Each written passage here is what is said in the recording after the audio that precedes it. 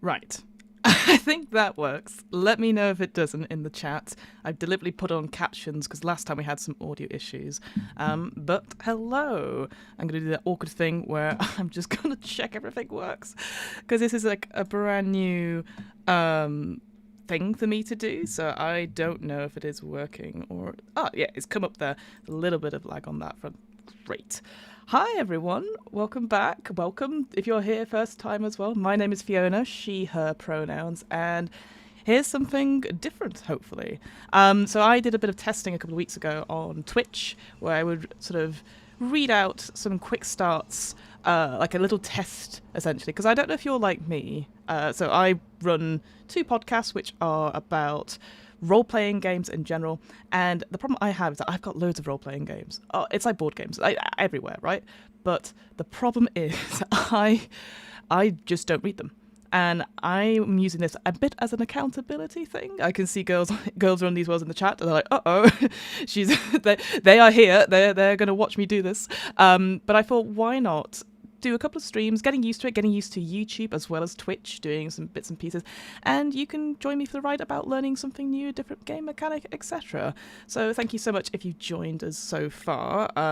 Let me know if anything is wrong, because I was setting this up early today, and I spent a little time trying to work out bits and pieces, and I've never streamed to YouTube before. That's not through Restream, but of course with all the Twitch nonsense going on just now, and I just thought I'm just going to try some stuff, and I know a couple of streamers have been trying out on YouTube as well, so I thought, well, I don't want to seem like the arsehole who's not doing that. So I'm gonna try it on that front as well. Oh, you know what's happened straight away is that I've closed down the wrong web caption thing. There we go. Note, need to put that somewhere else and close that. So there you go, that's what I've noticed. Now you've actually got my captions, so that's actually useful. But yes, today I thought we would look at Alien, the starter set, the quick start rules for it. Now, yes, I'm going to put stuff up here very, very quickly. I am not sponsored by Free League at this point. I'm a big fan of their games. I've also run a stream, a limited series of Alien with the starter set, this actual scenario that we're probably going to talk about, Chariot of the Gods. I read it from Girls Run These Worlds who were in the chat. Yes, hatchling DM. Yeah, this is where Twitch stuff was easier, but now I'm getting used to it. But yes, you've got the captions there in the lower left as well, and hopefully they'll transfer over when I go to the big window with the PDF on as well. But yes, so the plan is, like, we had a really good time doing that stream, that Alien stream, back in February, I think it was now. And in the next week or so, hopefully, all the fingers crossed, I'm sure it is happening. We've done casting and stuff. We're going to do the second one, which is Destroyer of Worlds, which I've ordered a brand new t-shirt for, which I'm very excited to use that on stream. But I thought, as we've got a little bit of time, about a week or so before the stream, and I have read these rules before, obviously, but I wanted to get a refresh as well, and I thought, well, why not for my first stream back after being away, because the last 2 weeks I was with my partner, so I kind of pulled back a little bit on all my commitments and stuff, so I can be like, I'm focused, we must bond sort of time. I thought we would look through the Alien RPG quick start together, or the starter set together. So yeah, I actually have the physical set here, but I will be showing the PDF so that people can actually see it and stuff. I'm not going to go through all of it, because first of all, it is 100 pages, and I have 2 hours before I've got to go do another stream. And I thought, I'll just show you what you get in the starter set, because I do think it's quite important to see it, because I know sometimes there's this question about, do I get a physical starter set with people around the table, or do I get PDFs, all that sort of thing. And I just think it's just quite good to have that. I will say myself, I have started to lean in quite a lot more to having physical starter sets, because I think it's like a board game. You bring it down, everyone has the dice, everyone has everyone has something, whereas I think sometimes the PDFs, depending on what it is, and I'll explain some of the game components with this as well, that I do feel some of it makes sense for an in-person game. But that's not to dismiss any experience. Like, a lot of my gaming, most of my gaming, about 90% of it is online as well. Am I a particular fan of the franchise? This is a very interesting question, Hatchling DM. I really enjoyed rewatching the movies. I did it, I think primarily I wanted to I'll tell the story about how I got into running Alien, because I not only have I run it for Girls from These Worlds, I recently ran a big tournament of it, the final round of it actually at UK Games Expo, because I was asked to. And the reason why I really enjoy it is because it is one of those fandoms, or not fandoms, so it's one of those franchises that is very interesting. It's something that's almost like unique that you don't necessarily see nowadays with sci-fi or action films in general, any series. Like this idea of, gender blind casting. As I discovered yesterday, that canonically one of the original characters was trans. All that sort of thing. All these things which are like, now when you think about it in the way that the political world is right now, it feels almost like revolutionary. And then the setting itself is really interesting. We'll go into it a little bit when we're talking about it, but it's this idea that although in the title it says like alien, right, and that's the big bad, and it always weird. I did read a post about it. It said, well, everyone knows what the big bad is. It's aliens, and my answer is it's not the big bad. The big bad is other people. So I think for myself, I really enjoy it from that aspect of it. There is bits of it. I don't know. I enjoy what I enjoy about this particular game from the franchise is that it really looks into player versus player. It really looks into that sort of what motivates your characters, because the world is awful. It is dreadful. It's a dystopian, political factions, corporates, all that sort of thing, and you are sort of literally living on that cutting edge of space. So I like it from that point of view. The films itself, I've watched most of them. I haven't read any of the books. I know there's a huge encyclopedia out. I've interviewed the guy who's written these scenarios for Free League, Andrew E.C. Gasker, who's very, very lovely, incredibly intelligent, and knows everything about these worlds. And he's done like encyclopedias for the Terminator films. What's the other one he'd done it for? Like he's doing. So he's when you have the Predator films, of course, because they've got a shared universe, right? So those. So there's so much information here that I think could really inform how we create sci-fi worlds, and certainly the horror aspect as well, which we're going into. So for me, I am a massive horror fan as well. But what I like about Aliens is that it's not the obvious, like, okay, there's an alien and it's going to kill us. But you could replace that with anything, right? You could be a massive beast. It could be a big robot. But it's all about, I think here, it's about the people and players versus players, which some people don't like. I'll say that at the front. Some people really don't like it. And just before we go into actually looking at what we get in the starter set, I do want to say that there is some stuff in here, because I've read it through before, that may be a bit sensitive in the sense of like, I don't know if I'd had that in my game, etc. So at any point, feel free to stop the stream and come back later, because there is some gory bits if you're not expecting it in that sense. Some of the descriptions of stuff or the certain critical injury tables. So just thought I'd put that out there as well. Is there anything else I've forgotten to say at this point? Oh, hello, Dead Toothbrush. Hope you're all right. You can like the video while it's like, well, great, good. That's something I did not know. So I'm just explaining where so, that's what I was going to say. If you are like, Alien sounds great, the woman talking about it, whatever. This is where, I bet it's not, right. There you go. I had it planned. So not only the captions work, but this is great. But yeah, you can get Alien on Free League. They've got a pre-order for their next, I think it's a campaign book called Building Better Worlds, which is about, I think it's space truckers is that specific career one on that. So feel free to look at that whilst you're going for it. Obviously, Free League has it all. There's interesting things on there. So that's the one we're looking at today, the Alien RPG starter set. And here are some cinematic modules, the sort of scenarios that they play through. And this is the one I was talking about. The next Girls From These Worlds stream is going to be this scenario of the Destroyer Amongst Worlds. Destroyer of Worlds Amongst Worlds. What am I like? All right. But let me show you what I actually have in the starter set itself. So you get this wonderful big box of stuff. It's also a little bit embarrassing because you can tell I did do a lot of notes previously when I was like, must include all this in my head. So this is the rule book. Nice 105 pages. One thing I will say for accessibility, it is black. I mean, I'll show you the actual PDF in a second, but it is black with these sort of very cool looking layers and stuff. But my God, if you were printing this out for somebody, There's a lot of ink. I really wish they'd had like a text-only version, or like one with printer-friendly stuff, because as cool as this is, as cool as the art design is and the interior art is really cool, like you get some really cool pieces like this one. Yeah, really cool. Impossible if you were going to print out certain bits of this. So you would have to have it as a PDF somewhere. Similarly, I'll show you, and again, I'll show you as a PDF as well. You get maps, which are these very cool, very stylized, stuck at the bottom of the box, honestly.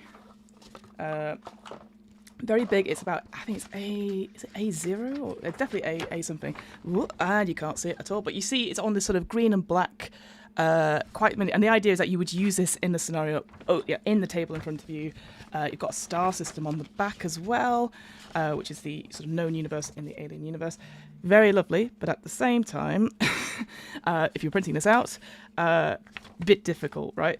There is printer-friendly versions of the particular map on the Freely website, but it's not. They don't talk about it anywhere in these things. There's no QR code saying, "Oh, if you want extra downloads, it'd be great." What people are saying. I'm still at work, so can't type as much, but here listening. Oh, well, thank you, Dead Toothbrush. I appreciate you being here. Printer def, absolutely. Plain text version would be great. I am a big fan of it. I know, Hatchling DM, you are very much accessibility for all. So it is interesting when I see now games that have come out, certainly from Free League, where they've got a very cool art style. Blade Runner, for example, they've just announced 2 expansions to their stuff, and it looks incredible. But I know there's no text-free version or one that is like grayscale at least. I will say Morkborg, they've done a really good, clean version of as an accessibility thing, because obviously that one is very much in your face, yellow and great stuff like that. I hope to actually show that at some point, because I really, really enjoy the art style for it, but I know some people don't like it or find it a bit too busy on that front. You also get in... this is where I throw them on the floor, probably. Super smooth, Fiona.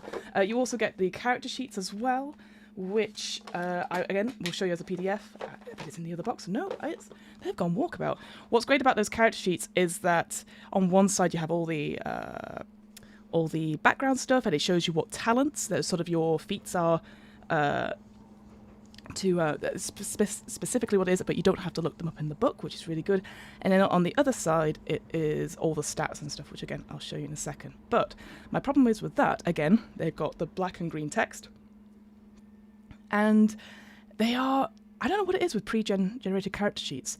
They are made of this sort of like, it's like a plasticky feel. It's not paper, presumably to stop it, like, I don't know, bending, or it's a higher quality of paper or something like that. It makes me not want to write on them. And I also wish that certain games like this, like starter sets, okay, I get you need the pre-gen character sheets physically there, but can't we have like a pad of spare character sheets?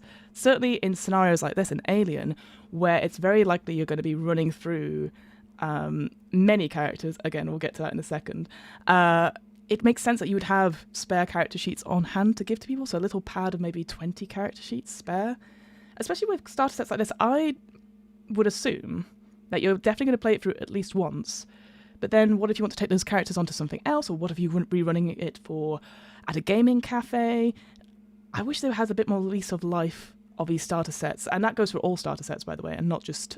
Because like, if you took a board game and you had stuff to write on, they usually come with additional things like that because it's replayable, whereas this scenario doesn't feel like it's these starter sets don't feel replayable because they don't have those additional things to encourage you to do that. Or at least that's what I would say in that front. We had Chris Hopper on accessibility team for Cryptic Creeks. I'm so excited. Fantastic news. That's great. I'm really looking forward to when that comes out. I saw you'd announced the anthology and stuff, and I was like, I know some of these people.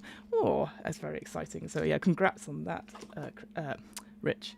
The other things you get in the starter set are customized dice. So it is a D6 system, and again, I'll go into the details about that later. But you have, this is where is it going to focus? Oh, there we go. So yeah, you get, this is where everything is back to front for me. My face, get away from my face. But yeah, so you have these black die called base dice, and then you have special, in quotation marks, yellow dice, which indicates stress dice. Now, obviously, you don't have to use that. As long as you have 2 D6 colours, just to denote what is base dice and what is stress dice. That is important. But what I do like about this is that I do wish it was the numbers were a little bit bigger, because again, my eyesight is 100% going, but I do quite like the little face hugger you've got. Oh, come on, get rid of my face. The little face hugger you got on the one to indicate things have definitely gone shit, so to speak. I really like them as well. Interestingly enough, these Kickstarter ones, these starter set ones are a little bit different to ones you can get now, and I think actually in the ones that you can get as just a separate dice ring, they're actually a little bit bigger, the numbers and stuff, so that's probably quite good as well for accessibility. Getting there, I promise. So this is the thing I was talking about. So you also get lots of cards. I've been one of those nerds who has sleeved the cards because I want to use these over and over. But you get something called, first of all, initiative cards. Ooh, my fingers are fat fingers. There we go. Initiative cards, which have numbers on them, and then in very tiny writing, which you will not be able to see at all, it tells you stuff like use both actions, slow action, fast action move, and that's because it is a card initiative system, and you have fast and slow actions in combat. So ideally, it'd show you and everyone else around the table, you've definitely used your slow action, but you have your fast action, so you can react to something. Useless online. There isn't, I will say this, I know for a fact there is not really an alternative unless you were going to use like a VTT, which would give out cards, or you couldn't even use like a normal pack of playing cards, because obviously no matter which way you put it, it will look the same, unless you had like a special kind of pack of playing cards. So what I've done as an alternative, I've used like a D10 to roll, and then any ties, we just re-roll them off essentially. So basically it is like a 1 to 10 is the sort of is the order of initiative, so lowest to highest. But yeah, as I said, get onto that in a second. But I like the card system, but I do think it's just tricky. Like this is great for in person. It's a bit more of a workaround if you're doing it online. You also get in the quick start, the starter set, you get these personal agenda cards, which look super lovely, and on them you have an agenda for each act, again, which we'll come to. But I quite like, again, physically giving them out to folks, because that's really, it's and especially if you could do it in the middle of an act, or if suddenly their act has changed for some reason, their agenda has changed because they've been infected, is normally what happens. It's that I quite like that, giving that out as well. I think you can have them as handouts on the PDF version. And then finally, not only do you get cards which have the different weapons on them, which tell you what they do. Again, that's really cool to give them out, so you don't have to be reading from a book telling people what the stats are. You also get these really lovely, I really like these little NPC character cards, which sort of gives a bit of stats, what their motivation is, because these are the NPCs that you would meet in Chariot of the Gods. And yeah, and as you can tell, there's quite a few of them, because there's an alien. So, final, also, I know I'm like this, you also get the quick start. You get the little tokens, which you can see here. I'm not going to get them out because there's loads of them, but the idea is that you would use them in conjunction with the big map. So when they're using their sort of scanner to see if there's any noises and stuff, that's where you'd put it on the map, and you could flip them over and they might be like, it is a humanoid, or it's an alien, or it's a facehugger, etc. And you can show where it is on the map. Cool. I will be honest, I've never used them. I know some people really like that as a sort of like like setting the scene and like doing like mini map stuff. I think the problem is for this one, if I go to the actual map, I'll put it away now knowing myself. Go to the actual map. I've just found the character sheets they were hiding. It's not big enough. That's not big enough for like having counters on them, in my personal opinion.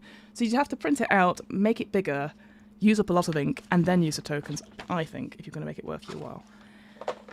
Anyway, that's all by the by. Let's swip over to this one, and then I'm going to turn off my website, and there you go. There is the PDF. So, and let me show you the character sheets just now. So here's an example. So this is Captain Miller. the captain of the Montero. And not only, like I said, you got that little bio down there at the left. You can see the sort of stats there. I'll zoom in a little bit because tiny writing. Oh, stupid thing. There we go. So you get the stats there at the top, the health, all that sort of thing, and then the talent, and explains what the talent is, which is really good. Again, talents are like feats or something that's special that your character can do.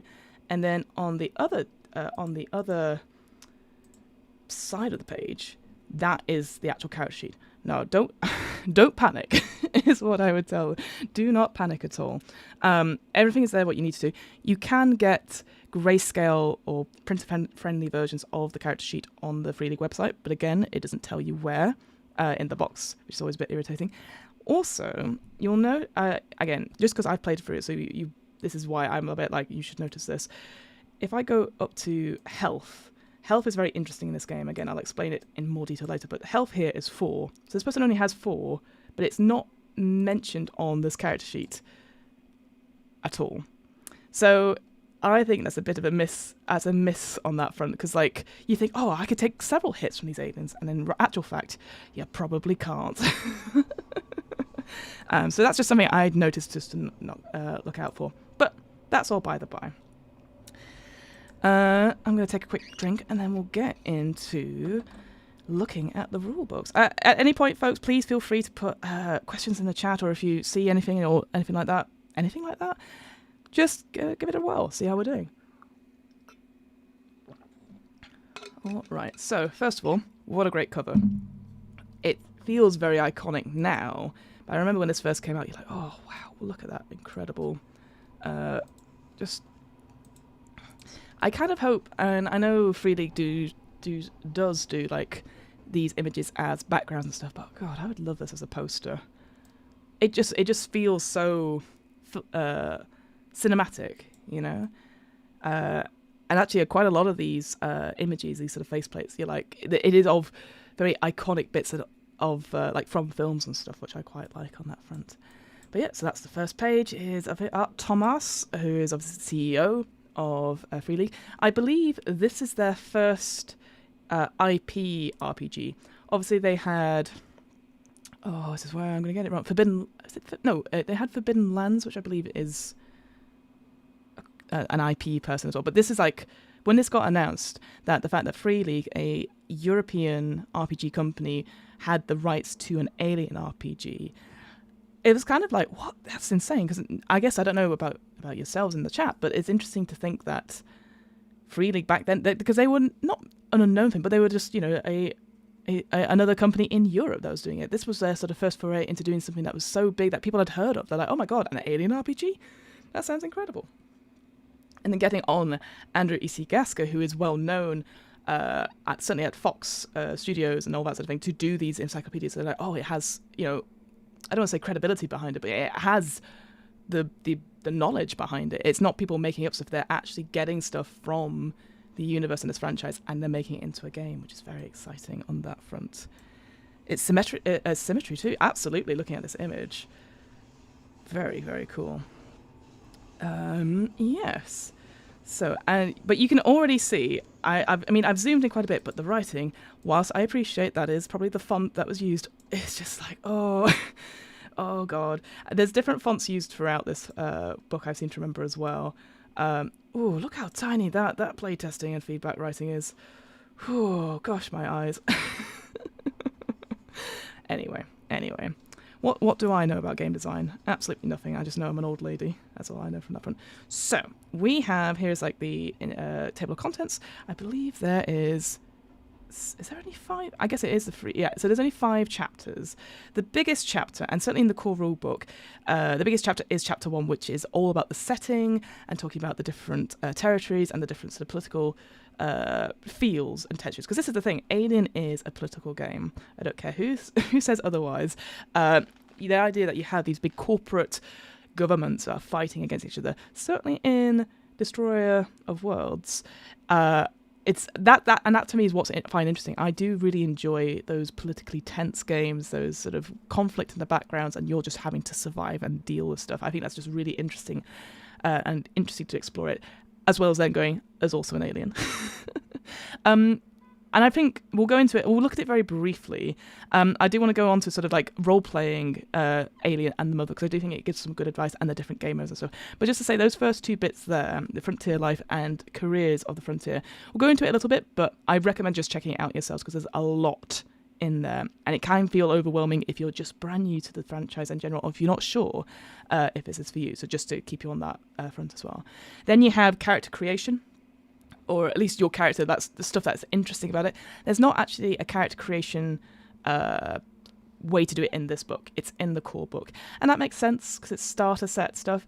But it would have been quite nice if there was like a quick way to like buff up a character, just in case you'd like, I don't know, gone through all the NPCs. When I ran Alien at UK Games Expo, there was a gentleman who he had played Alien before, he hadn't played a scenario before, and he just had the worst luck. He went into, it's like, I'm going to go off by myself, and then ran into an alien. And then he was like, oh, well, I've got this other character, I'm going to go this way. Ran into another alien. And it, you know, when you're just like, this guy, and in the end he was like, I can't take any more hits emotionally. Like, yeah, that's fine. But I do wish there was a quick way to do just some quick stats in the starter set, so that if you're like, oh, none of these characters appeal to me and I want to make my own, just something easy, even if it's for the game mother to make up themselves. Then you have skills, chapter 3, which is what the main mechanic is, and the art of success and all that sort of thing. So we'll come into that as well. I will say that Alien itself is based on this is Year Zero engine. I completely forgot what it was called then. The Year Zero engine, but with this idea of added stress. And if you are interested in Free League stuff and horror stuff, obviously The Walking Dead beta has just come out, and it uses a very similar system, this idea of stress as a mechanic, because horror and stress go together hand in hand. So if you're looking for something similar, I would check that out as well, in case you're like, space is too scary, but really the real monsters are here on Earth and they're flesh eating. Then you have chapter 5, which is combat and panic, which again we'll come into. I will say this is one of the chapters where I'm like, okay, we got this. And then you have gear, and I will say we won't look at too much on gear because it is incredibly detailed. I'm just like, one gun, done. That's me. I don't need to know in much detail. But it's really well written. Again, I know it comes from Gasker's sort of experience and detailing and noting things down. So there's nothing wrong with that. But for me, as a game over, I'm like, yeah, you can have a shotgun. There's 3 different types. Okay, great. Cool. All right. So again, another great big image without the text. I can't lie to you about your chances, but you have my sympathies. Such a great line. I think that's one of my favourite lines from that first film. And R.I.P. Ian Holm. So this is what I was saying before about the text. So you've got the font, from the actual films as well, and yeah, it totally makes sense as a sort of artistic style thing. But I do find it a little bit jarring at times. I will say that. And what's cool about this starter set is that it has this little story throughout, again, as examples, perhaps, of what happens on the US CSS Miranda, about people going missing, and people fighting and stuff. So I would check that out. I won't read them all out, but I just thought they're quite cool. Let's look at these little boxes. So it says, space is vast, dark, and not your friend. Gamma rays and neutrino bursts erupt from dying stars to cook you alive. Black holes tear you apart, and the void itself boils your blood and seizes your brain. Try to scream, and no one can hear you. Hold your breath, and you rupture your lungs. Space isn't as empty as you'd think, either. Its frontiers are ever expanding. Rival governments wage a cold war of aggression whilst greedy corporations vie for valuable resources. Colonists reach for the stars and gamble with their lives. Each new world tamed is either feast or famine. There are things lurking in the shadows of every asteroid. Things strange and different and deadly. Things alien. Credits roll. Excuse me. So this is the Alien role-playing game, a universe of body horror and corporate brinkmanship, where synthetic people play God, while space truckers and marines serve as hosts to newborn ghoulish creatures. It is a harsh, unforgiving universe, and you are nothing if not expendable. Stay alive if you can. I completely forgot about the androids in this. The android stuff is really cool and interesting. But again, I'm getting ahead of myself on that front. What's the story, Mother? The titular alien, and in all its iterations, is the stuff of nightmares. From neomorph to xenomorph, the mystique surrounding these creatures is mesmerizing. The alien represents everything we don't understand about the natural world. It evokes a fear of our bodies being violated and used. It is a parasitic invader whose only intent is to use humanity to breed and incubate its progen. This is where Fiona's going, It's pronunciation week. Oh, what am I rolling? The alien life cycle is one of death and renewal, but the only part people play is that in that circle is death. But the alien saga itself is about more than otherworldly beasts. It's about humbling man for his own hubris. It's about motherhood and family, about loss and sacrifice. It wrestles with the questions of artificial intelligence and faith. The story of Alien is about creators and their creations struggling for dominance over each other. It's about corporate greed and avarice, and it's about how superior firepower and fancy technology aren't enough to protect you from the horrors of the unknown. It's about pushing the envelope, and sticking your nose where it doesn't belong. Consequences be damned before they damn you. The role-playing game takes you through the rough and tumble colonies on the frontier of known space. It is on the cusp of this unforgiving place. Now your character must face their demons, both inner and other kind. How cool is that? Their flavor text is always so cool. That is something that I would read out, I think, to if I was introducing people to Alien for the first time. I'm always a big fan of introduction flavor text, which I can go, thank you very much, I will do this monologue without my players.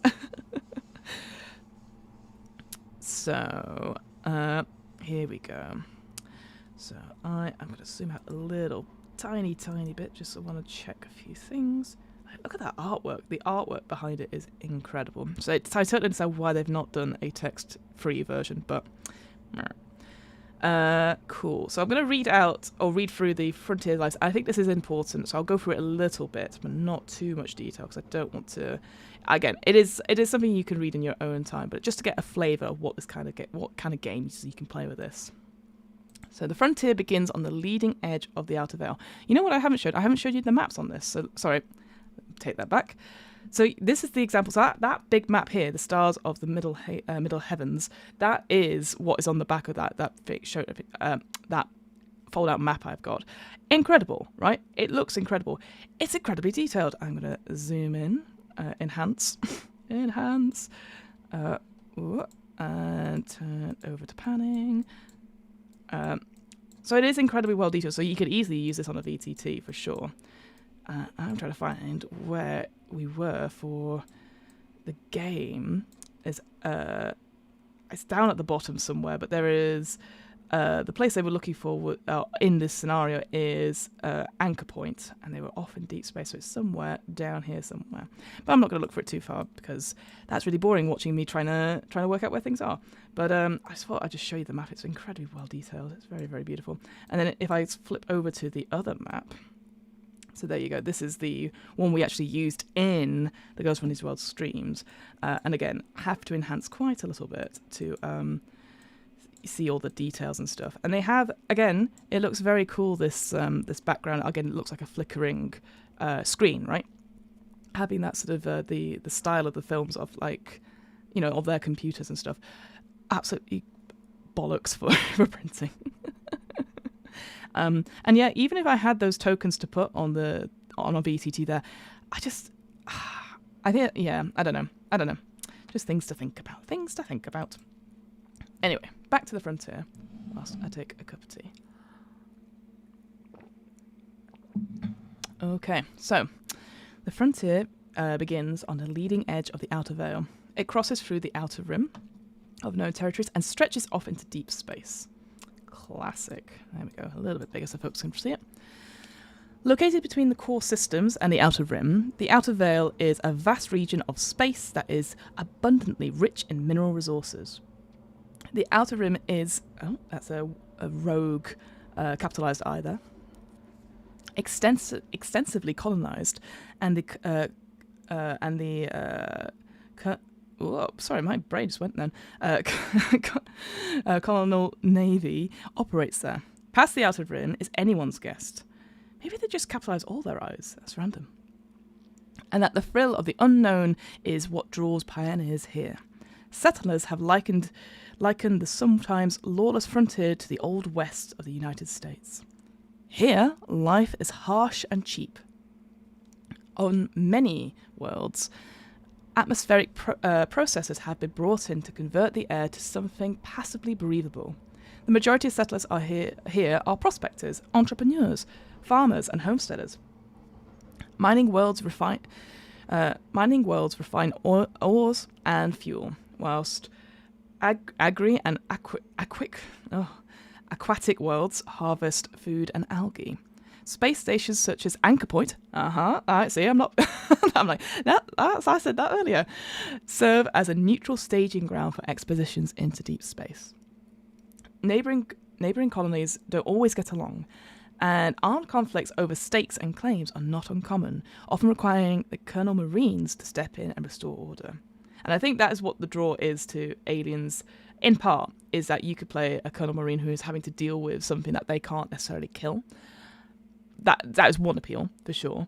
As you see, you don't have to be a Colonial Marine, you don't have to be a soldier, you could be anything. You could be a settler, you could be a trucker, which is what the first scenario focuses on, or you could be a child. Now, I find that really interesting, but also it comes with lots of danger, as we will see. I think that's a really cool idea, because again, obviously we have Newt from Aliens 2, so just something to think about. The boundaries of the frontier are ever shifting, and sometimes colonies switch hands as border disputes redefine the map. Cool. All right, so here are the main players, the sort of big political stuff. Roll for Felicity. Hello. Oh yeah, I know who you are. Hello, excited for more Alien. Thank you for being here. Yes, I am too. This is the whole point of the stream, is so that I actually reread the starter set and get the rules and stuff. Thank you for being here. I hope you are well. We've just done a little bit of what you get inside the starter set, and now we're going to look at the sort of different players, so the overarching sort of like puppet masters of this of the scene. So, whilst dominated by United Americas, the frontier is an area intersected by several nation states, an uneasy alliance between them. Yet an uneasy alliance exists between them. Yet territorial disputes are not unheard of. What follows is a list of major governments players vying for resources there. So first of all, we have the Free World Empire, which is the UK, Japan, and several developing countries. It is the Weyland-Yutani Corporation. It is a result of the formation of the Free World Empire, created by Weyland Corp and the Japanese Yutani Corporation. Now, it's completely Westworld. I believe Westworld is like Weyland as well, right? That the TV series and the old film, everything's connected. It's also a really good series. Would recommend checking that out. And if they don't do a role-playing game of that, they're missing out, I think, on that front. It pioneered space exploration and controls many long-established inner colonies, and only maintains a limited presence on the frontier, allowing Weyland-Yutani to take the lead there. Okay. United Americas, created in the early 2100s to compete with the ever-expanding Free World Empire. You have the United Americas, which is a formation of the merger between North, Central, and South America into one nation. It is a major colonizing and starfaring power, constantly expanding the frontier. They both operate the Colonial Marines and the Colonial Navy, the most powerful peacekeeping force on the frontier. And let me tell you, they do have a book, the Colonial Marines Manual, which goes into a lot of detail about not only creating a very specialized Marine, but actually the different ranks and how you would put together like an actual unit and stuff like that. And so it's really detailed. I highly recommend, actually, if you were going to play, if you wanted to get a group of people and they're like, yeah, we wanted to be Colonial Marines, I'd actually recommend checking out that expansion book. It is incredibly detailed, but I think you get a lot of information, and it feels very immersive as a result of that. Oh, I didn't realise Westworld and aliens were connected. That's interesting. I mean, don't quote me on that, Roll for Felicity. I think they are. I seem to remember like Wayland there's a big sign or something like that on one of the different worlds and stuff. But this is where people go, well, actually, Fiona, they put up their non-existent glasses. But I believe that is the case. Wayland Yutani, and somebody else. You know what? I bet it was Hamilton, my co-host on the Ian's Book Club, who also said that Blade Runner. There's some theory about the androids in that. The replicants in that are actually some sort of variation of the androids, the synthetics in this. Again, you could look at your own conspiracy theories about the Pixar theory of like all these things connect. So Wayland Yutani theories. Next up, so we've got the Free World Empire, the United Americas as the Union of Progressive Peoples. The UPP is a powerful socialist bloc of systems that control a vast but resource-poor sector of space. It's formed from a coalition of countries, including Russia and Vietnam. It's the only government that is not influenced by corporate concerns. It sometimes puts them in opposition to Wayland Yutani. Whilst they are behind in the arms race, the UPP still remains a formidable fighting force. A state of Cold War exists between United Americas and the UPP for decades, but recent events on the frontier all seem poised to change. Now, yes. This is one thing I do want to bring up with Alien, is that naturally it is drawing on certain maybe real-life cultures of real-life countries and using that to influence it. Like, it's like that what if from this sort of Cold War that things was happening from the 80s onwards. And one thing I will say is that in the Destroyer of Worlds, there is this big Cold War conflict in the background. It's not so much in the starter set. It's just interesting, and it's something that I've had to think about because obviously right now, with the war that's going on in Ukraine, we have to really think about. Like I've been thinking about like, oh, how am I going to portray this in a way that is sensitive? You know, because obviously it's not my experience of what's happening there, but it's something to think about. So it's one of these games where, again, like I said, it's not Alien. It is about these big political tensions, and it is this corporation stuff, and how, you know, if you're having that in session 0, telling people like this is something that influences your characters' lives. Is that a game you want to play?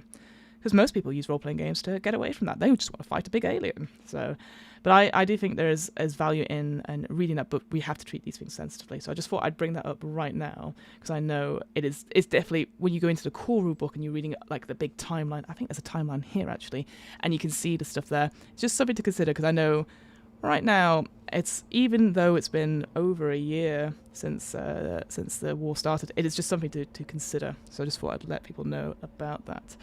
And then finally, we have the independent core system colonies. So it's a loose conglomerate of privately owned worlds. It has each colony has its own government, many of which are corporate owned. Oh, bloody corporates. In addition to its operations within the colonies of the United Americas and Free World Empire, Wayland Yutani is known to maintain, private interests in the ICSC, where they can conduct business as they seem fit, far from prying eyes of government control. So those are sort of the 4 main players that is introduced into this particular starter set. And again, in the core book, each of these has a real proper big file on each one of them. So it is interesting to look at it at that front. And there's another shitlogs there. So I'm going to move on a little bit because I've already talked for way too long. But again, giving you the idea that these themes that run throughout, so corporate dominance, that there is no gods in a sense, like the religion. Oh no, this is right. The idea that religion is quite important in Alien, and we talked a bit about it before. This idea of like, you know, it's like men being humbled by their own hubris, the idea of motherhood, and actually, as it says sort of here, this idea that it's an awful place right now, everything's shit, this is the worst timeline, so they turn to religion. And certainly in the Marines Handbook, there is, it's like, they're called the Children of something. It's like a cult which uses xenomorphs as like, these are our salvation, and using that religious not iconography, but like sort of zealotness to be almost like an antagonist. They don't understand, but they're going to try and release the aliens and stuff. That could be like spoilers for that book, but just anyway. But again, that is something that you might need to bring up in session 0, saying like, hey, religion is actually a big deal in this book, and it might be important for a couple of your characters, but at the same time, it is something that we can talk about. Is it something that people want to explore or not? The scenarios don't tend to focus on it too much, I'd say, compared to the warfare side of it, but it's just something interesting on that front. And then rumor control. So this is an interesting bit because it talks about, again, that people have started to see these aliens, and even though that talk has been sort of hidden, perhaps by Weyland-Yutani, it's this idea that rumors and people can turn at the last minute something interesting. So these themes, so to speak, are really good. So these themes are sort of influencing sort of in that culture whilst you're sort of coming into the book. Here are the facts. And here's some more like down to earth sort of facts that you are as a crew, as whatever you are expendable. No one cares about you. And warfare as well. On that front. Here's the timeline that I was talking about. My issue with this timeline is that if I zoom out, it looks very lovely, but it's sometimes I like, what order do I go in? I want to go in chronological order, so we go here, and here, and then here. Just a little bit all over the place for me. Again, I know it's just the art style of it, but it's just like, I want to read them in order. So whether or not I would have put this as like a top-down situation of like, here are the facts, but maybe that's a bit boring, but I find it really difficult to read myself. Careers. Okay, so these are the sort of the character archetypes you could be. Again, there are 6, I think. So in this particular one, you have, say that again. The different kinds of careers, but the different kinds of people you can have there's also scientists, there's children as well, but the ones that many people might focus on is the colonists, the idea that these people who are just working at the colony and then get trapped. That's one. Space truckers, the idea of sort of mercenaries or people trading, doing a delivery from one to another.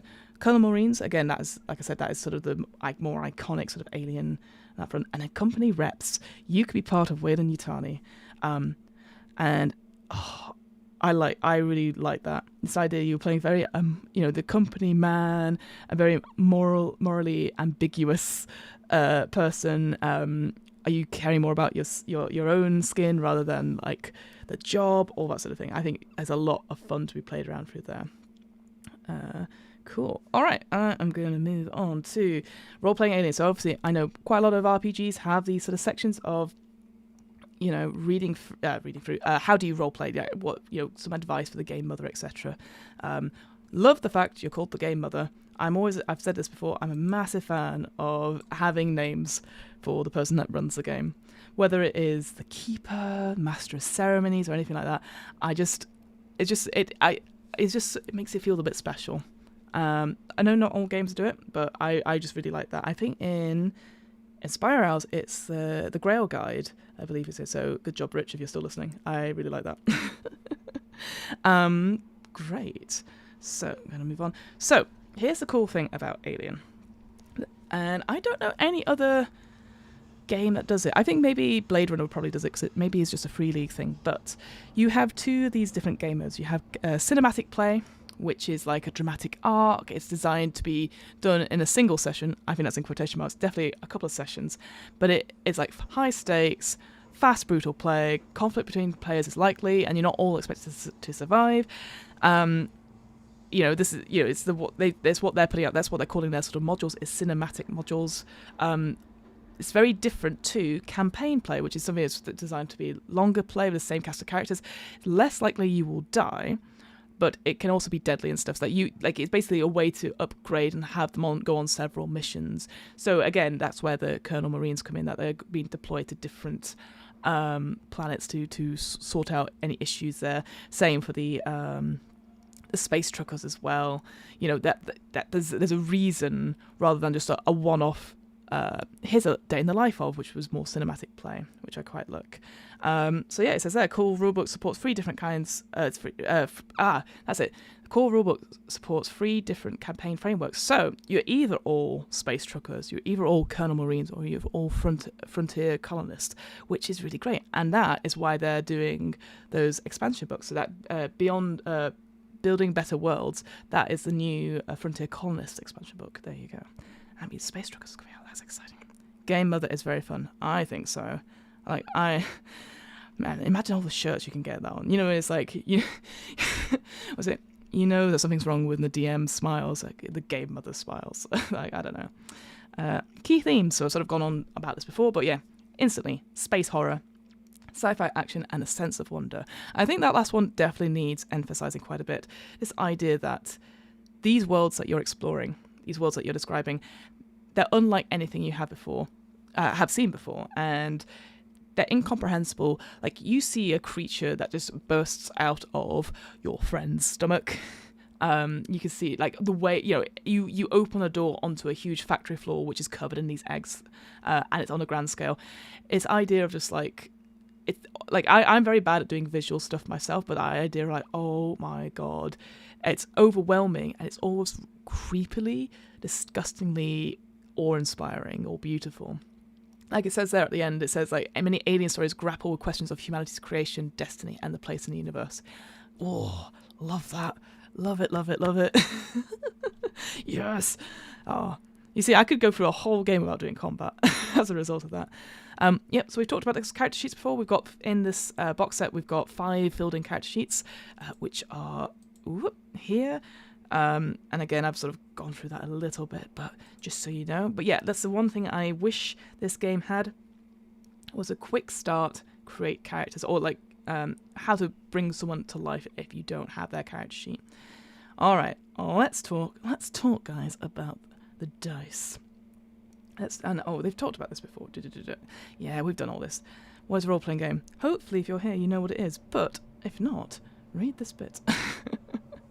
But it's very... Oh, look at that art. Oh, I love it. Again, I wish some of this art could be postable. Like, put it on a thing. I know, like I said, I know they have digital backgrounds on that front as well. Your character. Here we go. Cinematic play, campaign play. Yep. I actually quite like this thing, so I will read it out. Your player character, or PC, is your most important asset in that role-playing in Alien. They are your avatar on an alien world. They are your eyes and ears out there in the deepest dark of space. You munch on popcorn with friends and roll dice whilst they take all the risks. There is an unwritten binding agreement between you two. And like any corporate contract, there is a catch. You live vicariously through them, and they, in return, depend on you to keep them alive. Don't screw it up. Take your PC seriously. As far as you're concerned, they are a real person, and their fate is in your hands. No matter what you do, keep in mind your character's goals, hopes, and agenda. They may differ from your personal beliefs, but that's okay. You're playing a character, and this is the game. When a xenomorph looms over them, your character may be terrified even when you are not. At all times, ask yourself, what would my PC do? And then have them act accordingly. Trust us, you'll have more fun that way. And at the same time, don't try to protect your character from every conceivable danger. The goal of any Alien game is twofold: to go on a suspense-filled thrill ride.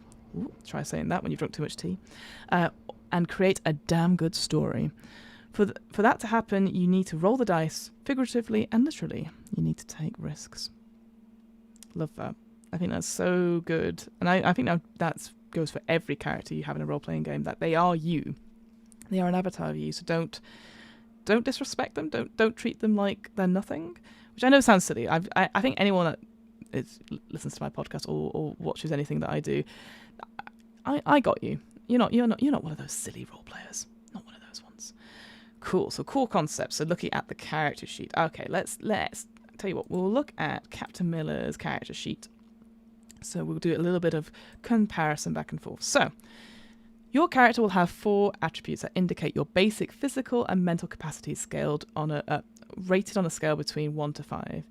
These are used when you roll dice to perform actions in the game and determine how much damage you can withstand before becoming broken. Read more about that in Chapter 4. Yeah. So the 4 ones you have are strength, which is obviously it's more physical, raw power and brawn. Agility, which is body control and speed.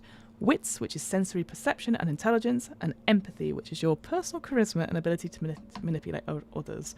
So on the character sheet, those are the ones in the middle there. Again, might be hard to see the writing on this sort of black background, but again, I know there are printer-friendly versions of that. But yes, they are put in this sort of little diamond shape there. Skills are the knowledge and abilities that you have acquired during your life. They are important as they determine, along with your attributes, how effectively you can perform certain tasks in a game. There are 12 skills in the game, and they are all described in detail in Chapter 3. We'll get to them in a second. And they are also measured on a scale from 0 to 5. The higher the number, the better, so it makes sense that you'll be specialising in that front. You can always roll for a skill if you have no level in it. Yeah, you just use the associated attributes. So we can check it out here. Again, we'll go into more detail there. But you can see it's sort of grouped up into these 12 skills around the outside. They sort of are connected to this thing. So strength is so heavy machinery, close combat, and stamina are all connected to strength. Wits is observation, survival, comtech. And then empathy, command, manipulation, medical aid, agility, ranged combat, mobility, and piloting. I've mixed it up before, I will say. To say, like, I don't know, wits, medical aid instead of empathy, perhaps, maybe because that's what the situation calls for. But again, it's just a nice way to group them if you need be. I will say though, my God, I sometimes do struggle. Go, it's definitely a com check test, and they go, what's the attribute? And I go, wits. But again, that's just me learning about it. Right, I was in a meeting, but now I'm here now. Oh, happy to have you here. What is this game? Looks nerdy. Darcy, I know it's you. 'Tis a silly place. Indeed. So, talents. So this is what I was talking about before. Talents are tricks, moves, and minor abilities that give you a small edge. Each pre-generated character in this box set has a talent, and a wide range of talents are included in the full role-playing set. So we can look up here. We know that Captain Miller's talent is pull rank. They usually have them up here, but then thankfully they write them on here because otherwise it's just impossible to read. But yes, so pull rank for this instance is that you can use your command skill, which if we look here, command is here, so it's your empathy skill. So she would have to 8 in her dice pool. So she can. Oh, that's the wrong one. What have I done? It's all right. Everything's fine. So you can use your command skill to order another non-officer PC and NPCs around as long as they belong to the same organization as you. So her organization would be, their organization would be USCSS Montero and Wayland Utani, because they're working for the corporate ones in this particular situation. But spoilers, that might change halfway through the scenario, depending on how you play it. To force someone to follow your orders and perform a specific action, roll the command against the target's manipulation. If successful, the target must follow your orders, even if that means harm or danger to themselves. So it's almost like a really intense suggestion spell, if you wanted to put it in fantasy spellcasting terms. But as a result of doing such a thing, your stress level, again, we'll come on to that in a second, increases by 1 each time you do this. Note that this roll only covers one specific action. You can't stop actions triggered by panic rolls during this talent. So it's good to know on that front. But yeah, they're all very different. One I will know, constantly perceived. I'm actually going to show the one that got me, the long haul one, which was done by Rye, which I believe, if Darcy's still in the chat, they used this one. Oh, it was such a great play that they used this talent that you've seen it all before. Nothing surprises you anymore. Once per act in cinematic scenario, so the one we were doing, once per session, you may ignore all ones from a single roll or all face huggers. And it was so well done. I still think about it, Darcy, and I go, that's a very good play. Anyway, I just thought I'd mention that one because that is a really good talent. There's some really cool talents on this front. Oh, right. Well, I chopped the heads off, so it's all fine. But more importantly, in Alien RPG, you can also play an android, a synthetic. They are an important part of the Alien role-playing game, and you can play as one as your character. They can have any career and may be open about their nature or secretly pose as a human.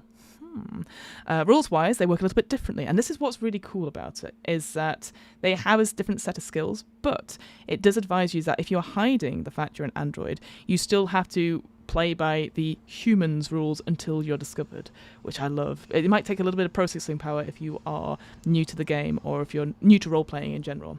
So, things to note are that androids will definitely have a bit more higher strength and agility because they're robots. They can't push skills. Again, we'll come to that in a second. But they don't suffer stress. They don't have a stress level. They never make panic rolls, and they suffer damage differently. It's true. They will rarely die. They will just be inactive and might never be rescued. Stress. Here we go. Again, I know there's another chapter fully on stress, but I just thought we'd go into this bit just now. Life in space is lethal. Who knew? More often than you'd like, you find yourself under extreme pressure. In this game, the mounting tension is represented by your stress level. It usually starts at 0 and then can increase by pushing dice rolls. Again, we'll explain that in a second. And by experiencing frightening or stressful situations. Just so you know, on the character sheet, this is your stress level here. It gets to 10 boxes. Now you might think, what happens when you get to 10? And the answer is nothing. Except that if you're very stressed, bad things happen. Bad things happen. Health. To keep your nerves in check, and chances are that sooner or later you're going to be hurt. This is tracked through your health score. You start the game with a number of health points equal to your strength score. Talents can modify the maximum health score. But here's the thing, and this is like I said this at the beginning of the show, as if I'm a person that has a show. It doesn't show this on the pre-generated character sheets. I do think that's a mistype, which is a shame. I think again, if there was a way to be like, let's just scrub those out. But yeah, your strength score. So unfortunately, poor Rye only had a health of 4. It was literally the only play available to me at the time. It was that or die horribly. That's me trying to run Vampire. Man, I do love Vampire. I still have no idea what the mechanic is on that. I had the dice. I actually bought the dice because that's the one thing I'd say. I don't mind having custom dice for games, but you need to make it really easy if you're using non-custom dice. So Vampire, I was like, I've rolled lots of 8s. Does that mean anything? So here's another key thing about role-playing games, about Alien, the role-playing game, is personal agendas and story points. And I really, really love this. I don't know any other game that does it as a game mechanic. So this idea is that you might be a team, but each individual NPC in your group has a different angle of their own personal agenda. And they work differently in cinematic and campaign play. We're going to look at we're going to look at cinematic agendas just because that's helpful for me. But what's the point? It says here how personal agendas work in campaign mode is fully described in the complete Alien role-playing game. But whatever. But yeah, in the cinematic scenarios, they are sort of written to be like a free act story, and you as the game mother would give out an agenda that is associated with the pre-generated character, and then if they happen to succeed on that agenda, or you think they've done a really good job of it, you give them something called a story point, which we'll come to in a second, and you can only ever have 3 story points at any one time. If they survive and they go into another scenario, they can keep the story points if they want as a nice little, almost like Adventurers League type thing. They're hidden to all the other players. Unless something drastic happens, they reveal something, it's very unlikely the other players will know what your agenda is. One thing I would say, again, is checking in that session 0 and checking in general to be like, is this an okay agenda for you to play? Especially when this sort of game is betrayal, P versus P, and because it's very intense. I think it's like one of the most intense versions of Werewolf. If you've ever played Werewolf with me, you always know when I'm the werewolf because I am sweating buckets. I love Werewolf. I am rubbish at it. I can't lie for shit. And I always get accused even when I'm just being a normal person, but I absolutely love it, and that's what I love about this game, is that it gives you it helps you as something to drive towards, but I know secret agendas, certainly if it's about betraying other people, isn't for everyone, so do check up on that. Buddies and rivals. So this is another thing that I quite like. It is emphasized a little bit in campaign mode, but in cinematic mode, again, it's just a way to get players talking to each other. Because you are playing, realistically, a small group of people that are, as it says here, facing unknown and horrifying dangers in the cold darkness of space. To survive, you need to find someone to trust, but also be careful on who you turn your back to. Your PC will have one buddy and one rival. You can only have one of each. You can't be one of those people that has best friends with everyone. But it's important for the game mother, as she can use them to create interesting situations in the game. There's no in-game benefit or mechanic for, like, I don't know, having a conversation with your buddy during a session and stuff, which is fine. I feel like gamifying friendships can be problematic. Strixhaven did something similar on that, and I'm not a big fan of it per se. So I think it's an interesting one, but I don't know. Maybe people were like, oh, we want to have something crunchy on top of that. But I think it's quite nice just to be like, I can go to this person because we have a connection, and it just helps that backstory on that front. Player versus player. So this is really interesting on this front. So yeah, you often end up in direct confrontation with another PC. It's quite common in cinematic play, so these scenarios, but less common in campaign mode because you're all working together and you want to survive. It's up to the game mother to call out when there's a player versus player situation that has escalated upon beyond the point of no return. The players involved in that current conflict play out to its conclusion, and after that, the PC who has turned traitor, in quotation marks, if they are still alive, they become an NPC and now under the control of the GM. The player in question is given a new PC to play if one is available. That means you should think very carefully before acting against the common interests of the group, even if you think it's in line with your agenda. It may cost you your NPC. It may cost you your PC. You're strongly recommended to wait to the third and final act of the scenario before taking drastic action. Here's the thing. I think turning traitor, I like, we didn't have it so much in the scenario we did. Obviously, at one point, we did have one of the characters turn into the creature, and I was very happy for them to play it out. And they were like, I don't want to play it out. I'm very happy to let it go. And I was like, okay. So then I took it on as a character, as an NPC monster on that sort of front. I would be very happy for people to play it out, because maybe it gets them more in touch with their, like, what their character can do. Maybe they look at it and like, oh, I can do this, do this. But I understand that, again, that's not to everyone's taste. But I don't feel comfortable with taking and acting as that character. But I don't know. It'd be interesting to see what other people think on that front. I've used this before. I think it's fine, but I always like seeing what that person would have done if they kept going. Would they make it to the end, or would their own, well, hubris, trip them up in some way? So it's interesting to think about. And gear, hooray! Oh. There's so much stuff about gear in this game. One thing to note, though, which I really like, is this idea of a signature item. So it's like a small item that's got no practical use, but it has sentimental value, and it says something about your character. We've got examples of a patch, a cap, a photo of a loved one. Let's go to a different character. So Cham here, this character has some rosary. There's having some beads, I think. Access keycard for Wilson, the company agent there as well. Rye, obviously a picture of their brother. And a pill bottle for Davis, and a patch. There we go. That was a jacket patch with Wayland-Yutani logo for Miller. So all these little things are a little bit flavoursome, which I really like. And then once per act in a cinematic play, or once in a game session in campaign play, if you interact with it in some way, it reduces your stress level by one step, which is quite handy at some point. There's also, not rules, but there's definitely stats for spaceships and vehicles and stuff. But again, as it says there, it's explained in the full rule book, which, thank God, because I'm not going to bother to look at that stuff. Here's the one that I find really interesting, so from my point of view. This is stuff I tend not to think about when I'm running games, is consumables. Like, how often should your players be worried about the air they're breathing, or if they've run out of water or food or power, depending on what they're using, if it's their motion tracker and stuff.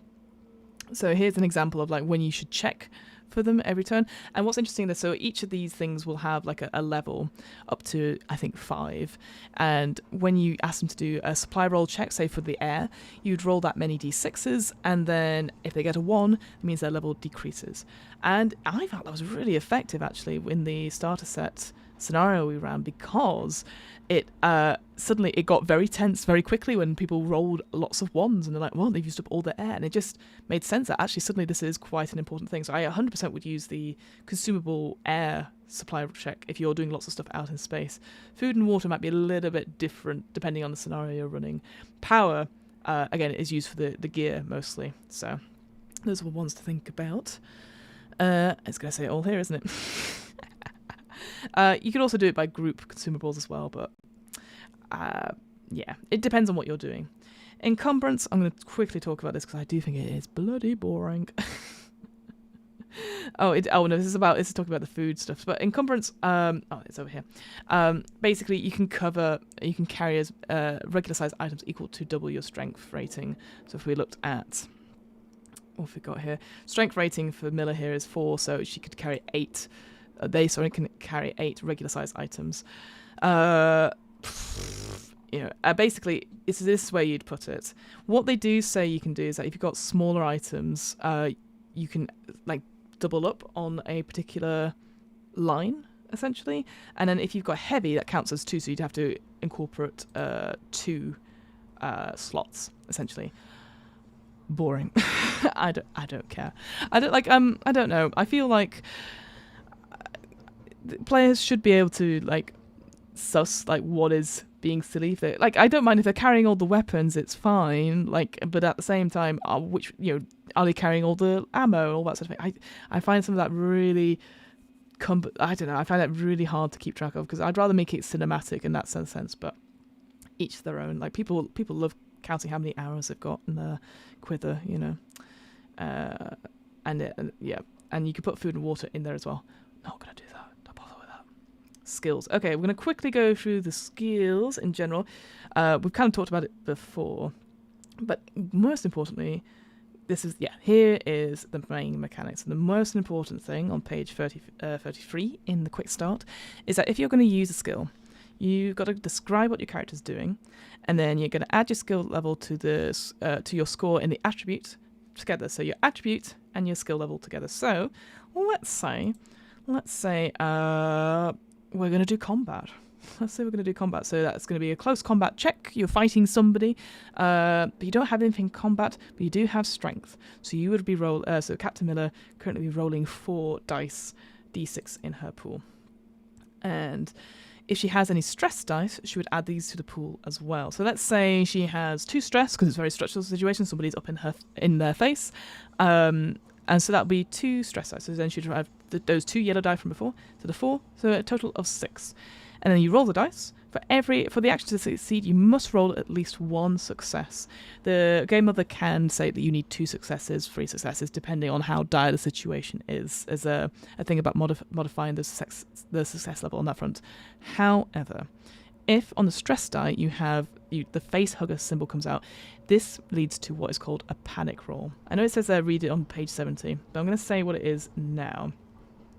So basically, it means that you roll a d6 plus your current stress level. So imagine if Captain Miller had just panicked, they went in to sort of hit something and they panicked. They rolled a 1 on their stress die.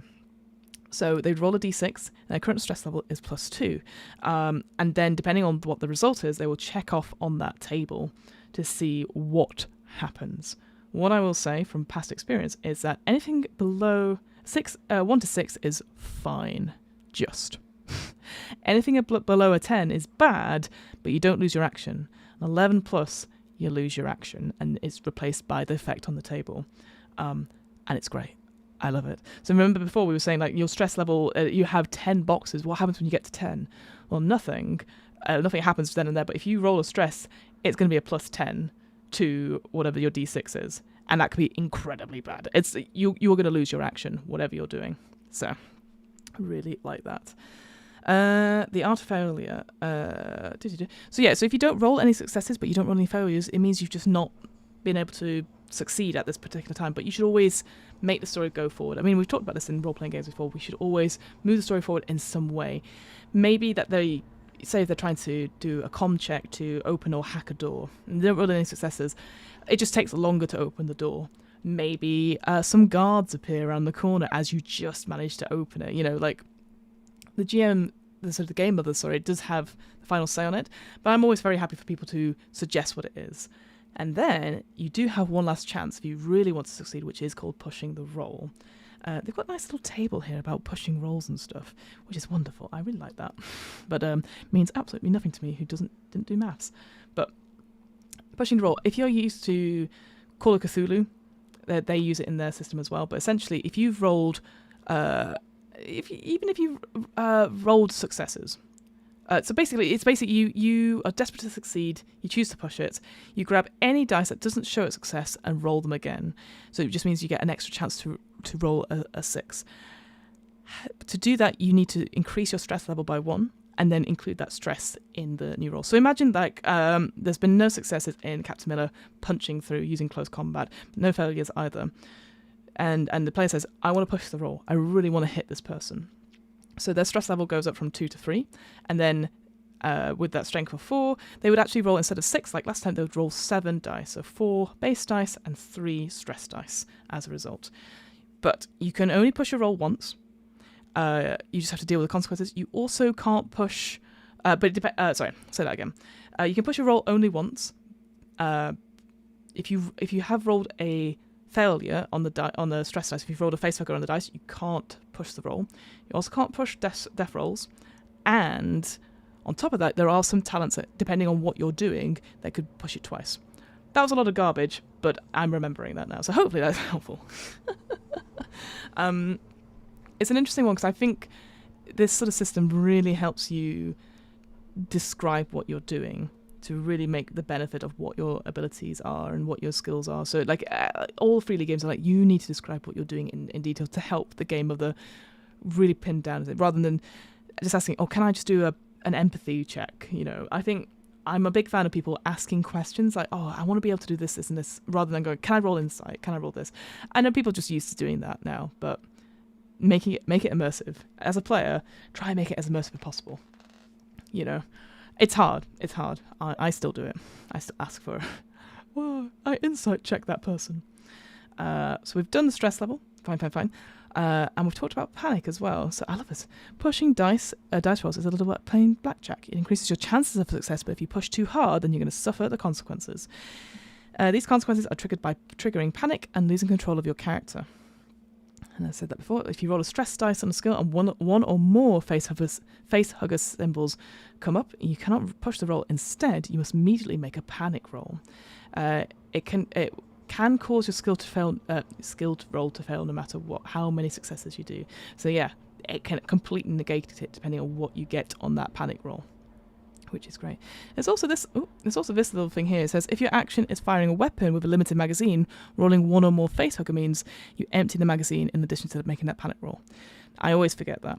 How often do they have an automatic weapon? I don't know. That I struggle with a little bit, so I need to make a note of that as well, because certainly in this next scenario that I'm running, there's going to be a lot of shooting, so I need to pay attention to that.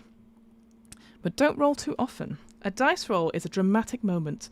Pushing rolls increases stress and can trigger panic in your characters. Rolling dice too often can cause the stress mechanic to spiral out of control too quickly. So bear that in mind. Never roll dice unless it's absolutely necessary. I agree with that. I think it's good. It does. What's the word? It does. There is a domino effect though that can happen with combat for sure. But here's things. We talked about it a bit before. There's these ideas of story points. So you can spend a story point to get one automatic success in the dice roll. You can spend the story point after or before a failed roll, or even after a successful roll to gain an extra success. And you get those story points from following your agendas as well. But you can never have more than 3 story points. It's unlikely, I've said before, in a cinematic scenario that you'll get 3 or more, but always good to use. Group rolls, let's quickly talk about that. So if you're doing like a stealth check, you normally, so for example, if you normally pick who's best suited to take on the challenge, and then you can help them, usually it counts as adding a d6 to their dice pool.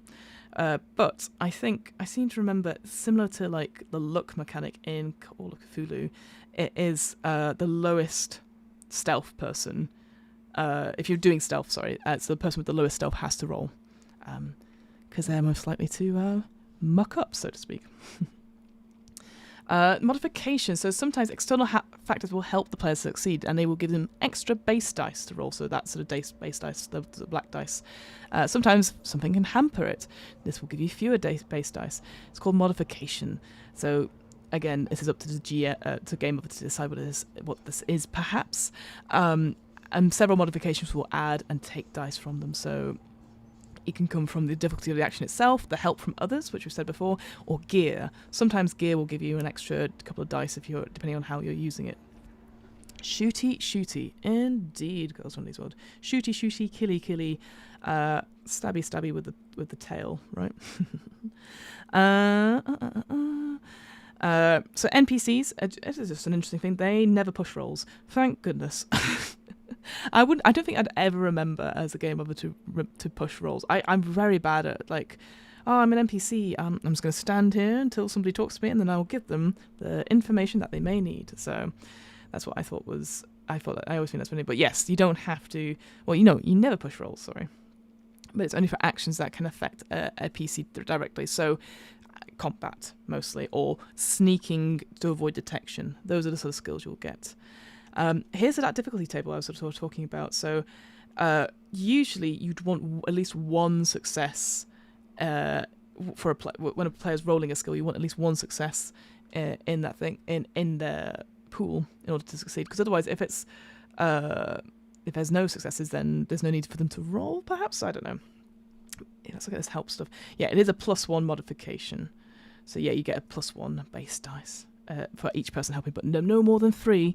All of you can't be helping. And I think also it does say here, it must make sense in the story that the individual must be helping you in some capacity. They can't just be like, "Oh, I help," but you're two buildings away. Yeah, I'm helping.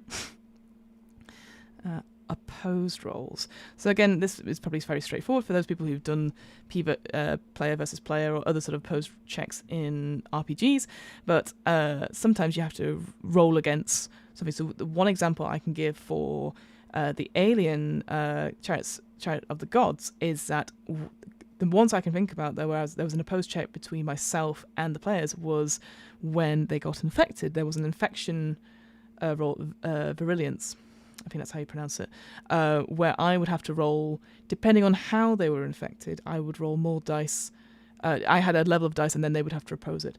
Interestingly enough, if you've got a lot of stress, you're more likely to succeed against, say I had 6 dice. You've got 3 dice, and then you've got, I think it was, what is it? It's not Constitution, is it? It's I think it was Wit Survival. I think it was off the top of my head.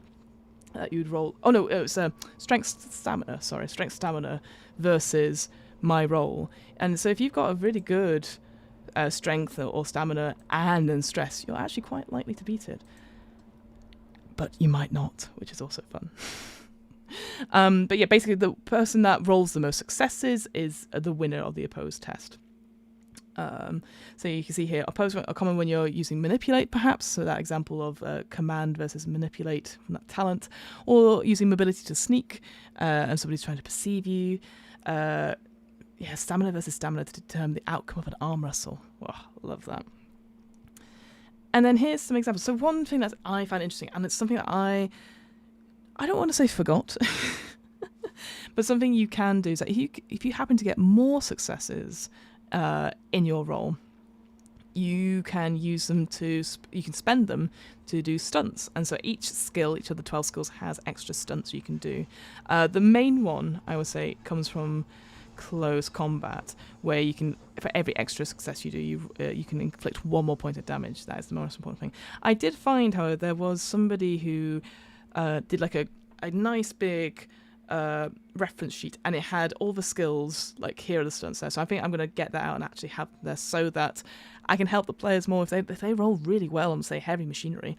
Yeah, I absolutely want them to act quietly or to show off. If they happen to do that, I want to give them some help in there rather than me saying, oh yeah, you succeed. There should be a benefit or something positive that they rolled so well, so to speak.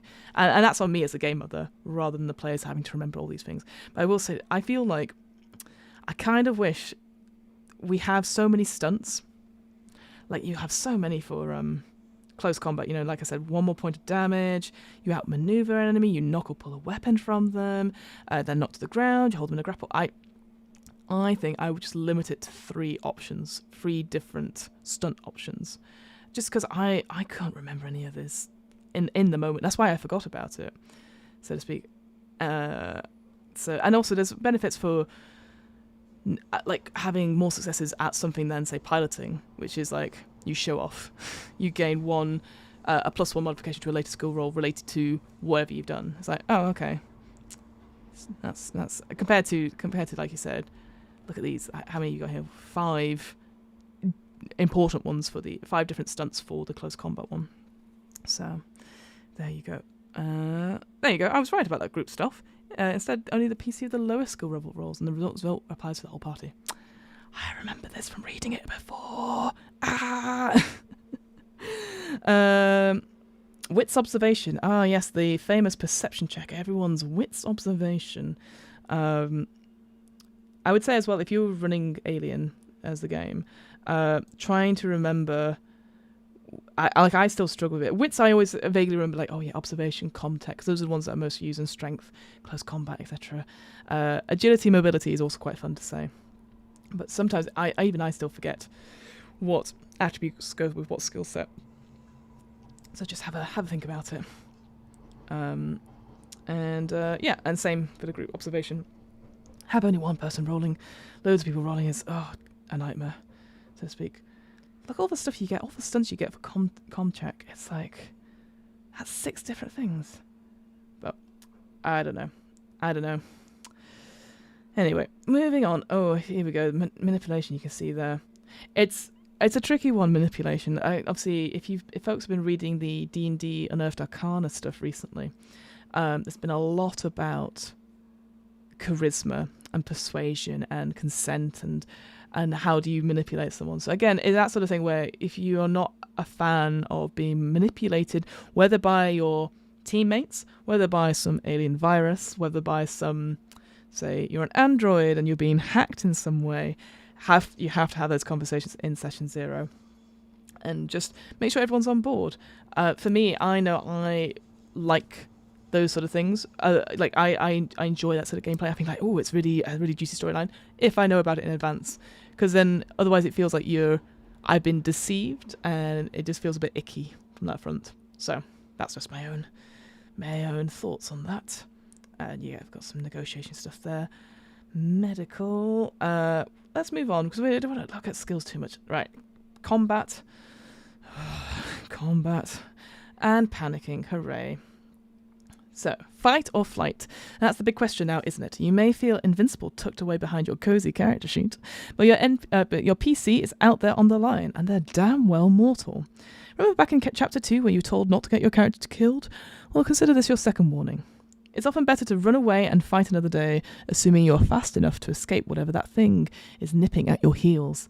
Often, it's just best to meld into the shadows and be all quiet-like. Before releasing to safety on your pulse rifle, always ask yourself, is it worth it? Sometimes you have no choice. Sometimes the alien thing you thought was right behind you is already waiting for you in that dark corner you thought was safe. Just coming face to face with an alien monstrosity can turn your mind to jelly. You may also have a split second before the beast dismembers you and crushes your skull. And an alien species aren't the only danger, sorry. People on the frontier are jerks. Sometimes someone just sticks a gun in your face. When backed up against the wall, you damn well better fight. When someone or something comes for you, you need to be able to defend yourself. Here's how. I love that. Again, what a great flavor text. Okay. Again, this is I absolutely hate this. So we're looking at maps and zones. Okay, so typically conflict is played out using a map of the starship or colony or whatever location you have to hand. And maps are usually divided into zones. Typically a zone is the room you're in, a corridor, an area of ground. How big of it varies, but some people really need to know what the zone is. And it doesn't matter. I think as long as you are sort of agree that if you're running down a corridor into the next room, anything beyond that, that's probably going to be 2 move actions, so to speak. there isn't anything such as like, oh, this person can move 30 feet or however many hexes, etc. But it's, yeah, I think just be aware that in terms of zones, it is very much that flexible things. And it says it so here. So like we have 5 different kinds of zones. You've got, or ranges, apologies. Engage, short, medium, long, extreme. Extreme is about 1 kilometer away. You just have that that Monty Python, that knight running over the hill. They're like, what's that? It's like yes, so what else? Time. Things to think about. I think it's very similar in most Blade Runner games, Free League games, sorry. A round is usually 5 to 10 seconds, and that's usually used in combat. A turn is 5 to 10 minutes. 5 to 10 minutes, that is a useful one to think about, because that comes into, like, if you're in a safe space, maybe you're able to reduce your stress level in some way. So turns are the ones I always forget about them. So if you always think of turns as that unit of time, is that, oh yes, you've spent about 10-15 minutes, so therefore you probably have calmed down at this point, etc. And then a shift is roughly 5 to 10 hours, and that's used for recovery time. So that is your alien equivalent of a long rest, which is pretty good. And I can see it says the exact duration of a round, turn, and shift can vary depending on the situation. But it's the game mother's job to track time. No, I don't want to. Typically, there are 4 shifts in the day, so morning, day, evening, and night. So that would be, mathing. Is that 8? No, that's not 8.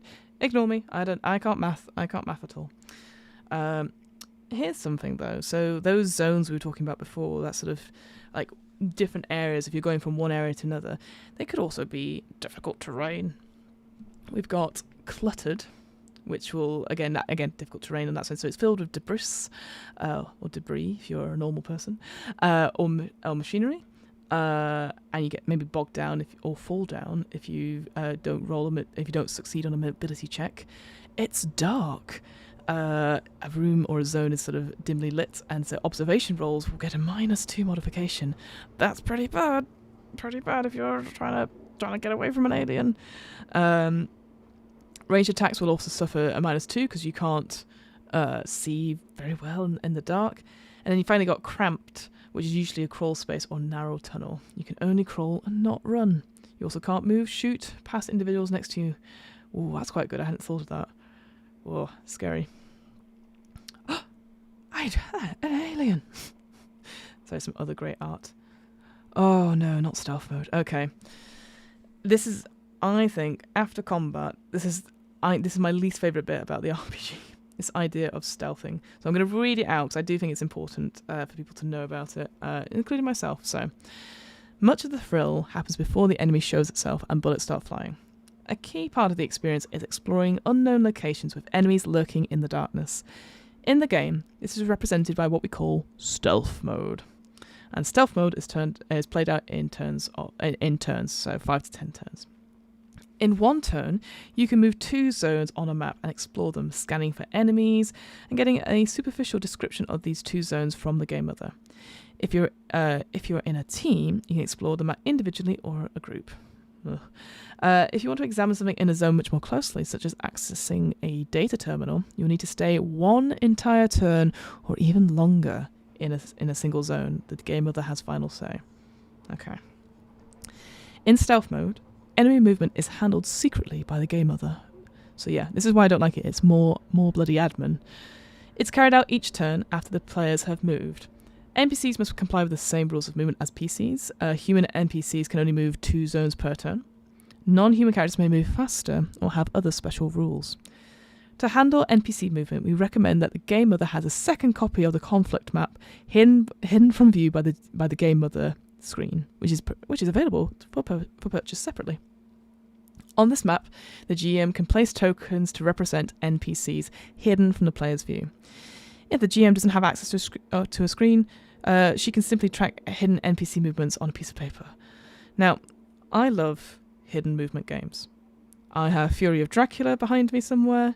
I have played, I think, is it Holmes and Watson and Jack the Ripper, whatever it was called. But doing it online, when you've got all these other things to worry about, like streaming, if you're doing that sort of thing, if you're streaming or anything like that, it's a lot. It's an absolute lot. And I know I definitely get it. I muck it up all the time. So that's why I just go, no maps. Get rid of them. Enemies can be active or passive as dictated by the scenario or the game mother. Active enemies are aware of you and are actively stalking you. Passive enemies are not aware of your presence and can be ambushed by you. In stealth mode, you would automatically detect passive enemies in the same zone as you or in line of sight. If you make no attempt to move quietly, passive enemies will automatically detect you as well, and then you draw initiative. If you want to sneak past the passive enemies undetected or make a sneak attack, roll for mobility against their observations. So there's an opposed check for you there. You get a modification based on the distance to the enemy. See the table on the next page. So again, there's a bit more crunch, and you have to just a lot more, just a lot more stuff that I just don't think is needed myself personally. Active enemies nearby may try to sneak up on you for a sneak attack. If so, the game mother will inform you that a threat is moving in on you, and then rolls mobility for the enemy against your observation. If you fail, the enemy gets a free attack on you, and then it talks about sneak attacks in a couple of pages' time. You cannot spot active energies that have chosen to remain hidden and don't attack you, unless you have detected them using a motion tracker first, or the GM deems it obvious that you would spot an enemy. For example, if you search the exact spot where it's hidden, it's like you go into the air duct and you're like, oh, there's an alien, there's a xenomorph. Damn it. Cool. So yeah, here's on this page, on page 53, you've got the stealth table. I couldn't remember the word for table there. So yeah, that's the thing. If you're in the same zone, if you're in the room next to them and you're going to sneak up on this person, you're going to have a -1 to the roll. But stealthing from an extreme one, so possibly over a kilometre away, is a +3. Just like somebody sneaking up on me from a kilometre away is what an image. Motion tracker. So this was actually quite important in our scenario that we ran because people are actually using this thing. So that's why the power supply stuff comes into use to actually think about it. So the tracker itself is a useful piece of gear in stealth mode because once per turn, and each time you use it, you can automatically detect the presence of large moving objects within a long range, so up to 4 zones away from where you are currently. That's indoors, and then to extreme range outdoors. So that's pretty good. You can get a proper pin on, if you were using those maps, where everyone is, and it will let you know in which zone they are. And then this is where those tokens before come into it, so you can use the pings to mark them on a place. But the motion tracker will only detect moving objects. So if the game mother decides that alien that's hiding in the air duct a couple of feet away from you isn't moving, but it's active, you're not going to see it, which is good fun. But still, if you're going to use it once per turn, you're going to have to do that power supply check. So it's one of those really cool items, which can tell a lot of story. But if you use it too much, well, it gets taken away from you. So, but if the enemy is small or well-hidden, you can also make a observation check to spot it. So yeah, like you can imagine in the Alien Isolation games where you want to go, oh, there's an open air duct in front of me and there's some slobber coming down from it. I wonder what that means. It means there's an alien. It's an alien there. All right, here we go. Combat. So this is what I was talking about at the beginning of the stream. So you have in the starter set the 10 cards numbered from 1 to 10. It is a custom card deck, and these are the initiative ones. If you don't have access to it, a normal card deck will work fine. No, it does not.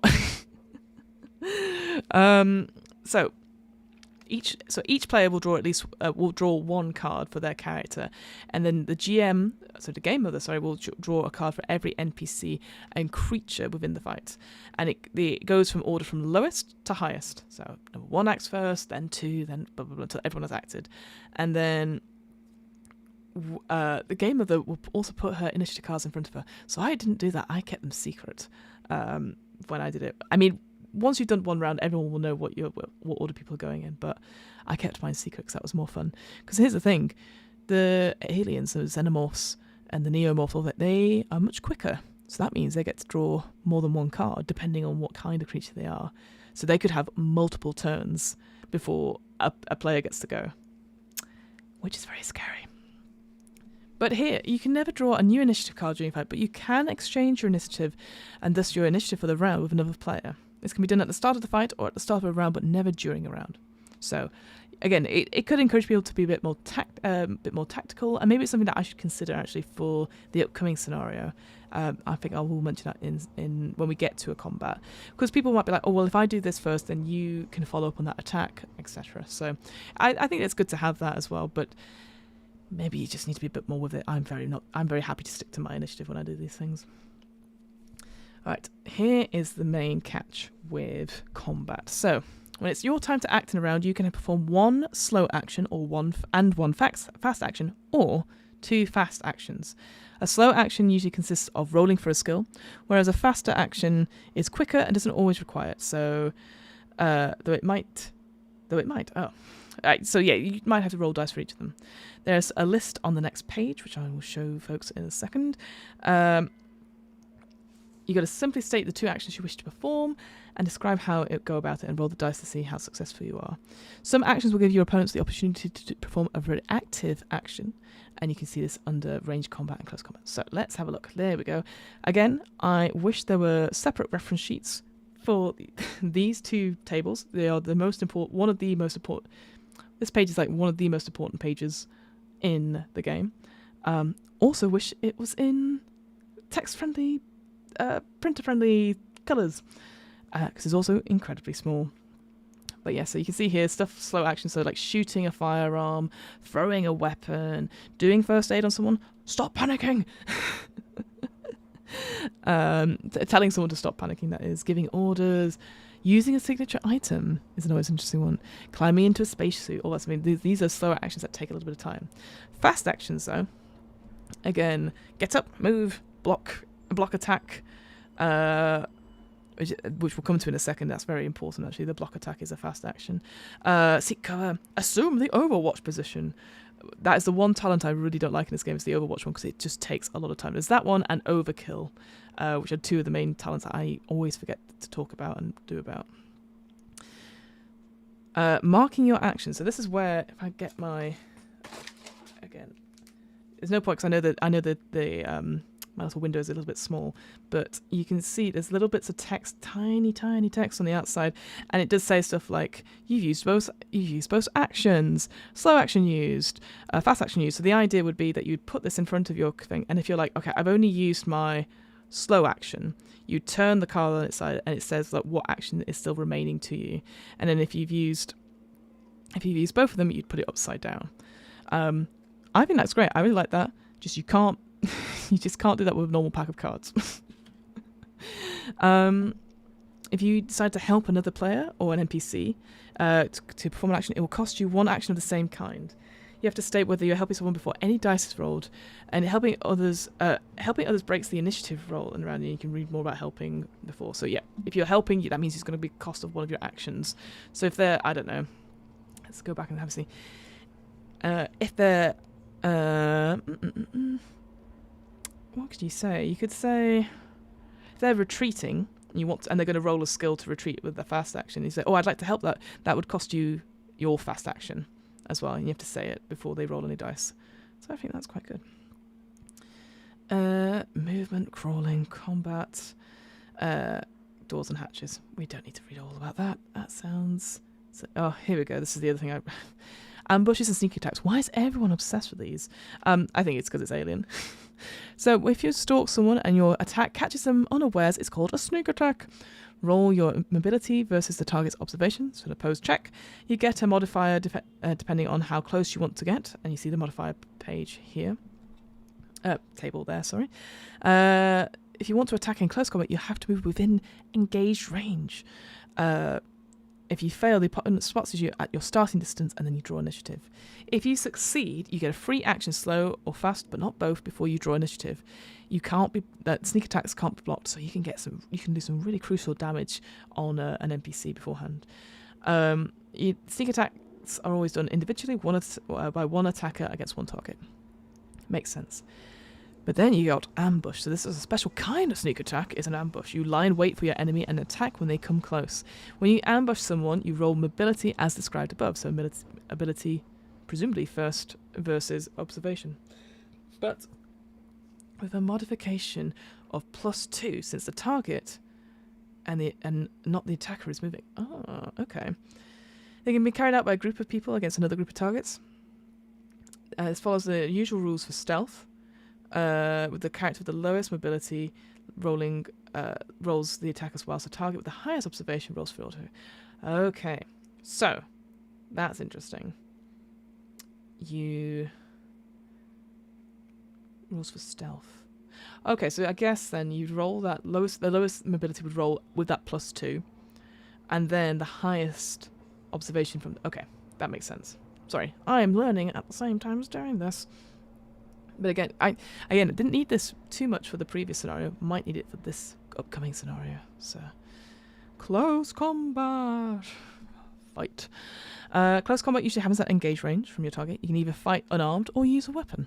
Drawing a weapon from its sheath is a fast action. To attack an opponent in close combat, you need to be standing on your feet. If you're prone, you must spend a fast action to get up before you can attack. So that's really interesting. You cannot attack from prone in this game. Whilst you are prone, though, enemies get a +2 modification on all combat rolls against you. I need to remember that. I always forget about that. I always think it's because there's no advantage in this game. It's just pure dice pool rules, and then the push rolls on top of that. How good is that image? So good, love it. All right, resolution. If your close combat roll was successful, your attack hits and you inflict damage equal to the weapon's rating on the opponent. So let me grab. Let's have a look. Here is a pistol. There you go. Pistol on here. And it does have a bonus on it. So it has a +2. You probably can't see it.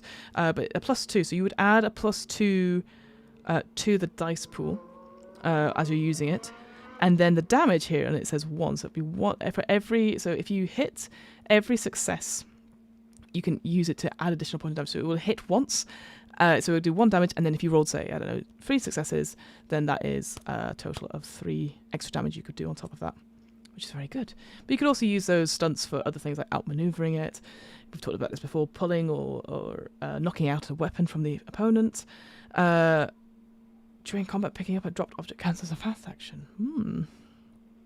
I wonder then if you shot close combat, got a few successes on that, so you go, okay, they're damaged, but I also pulled their weapon out, and they've also fought, and then my fast action, I pick it up.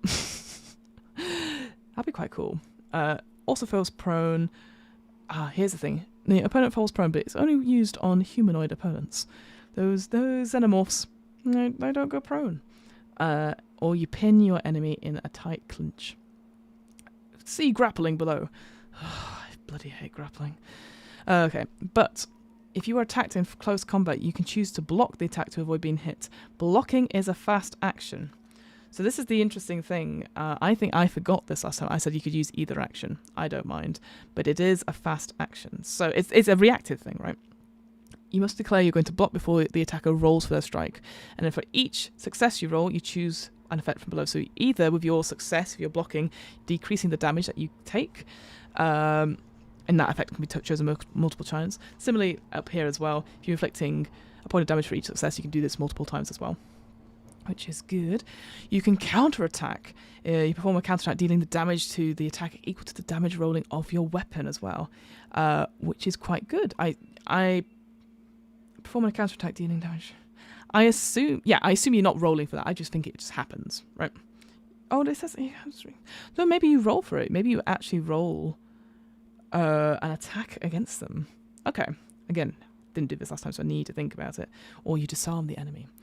Blocking is a reaction that breaks the normal initiative order in a round. However, it does count against your 2 available actions for the round.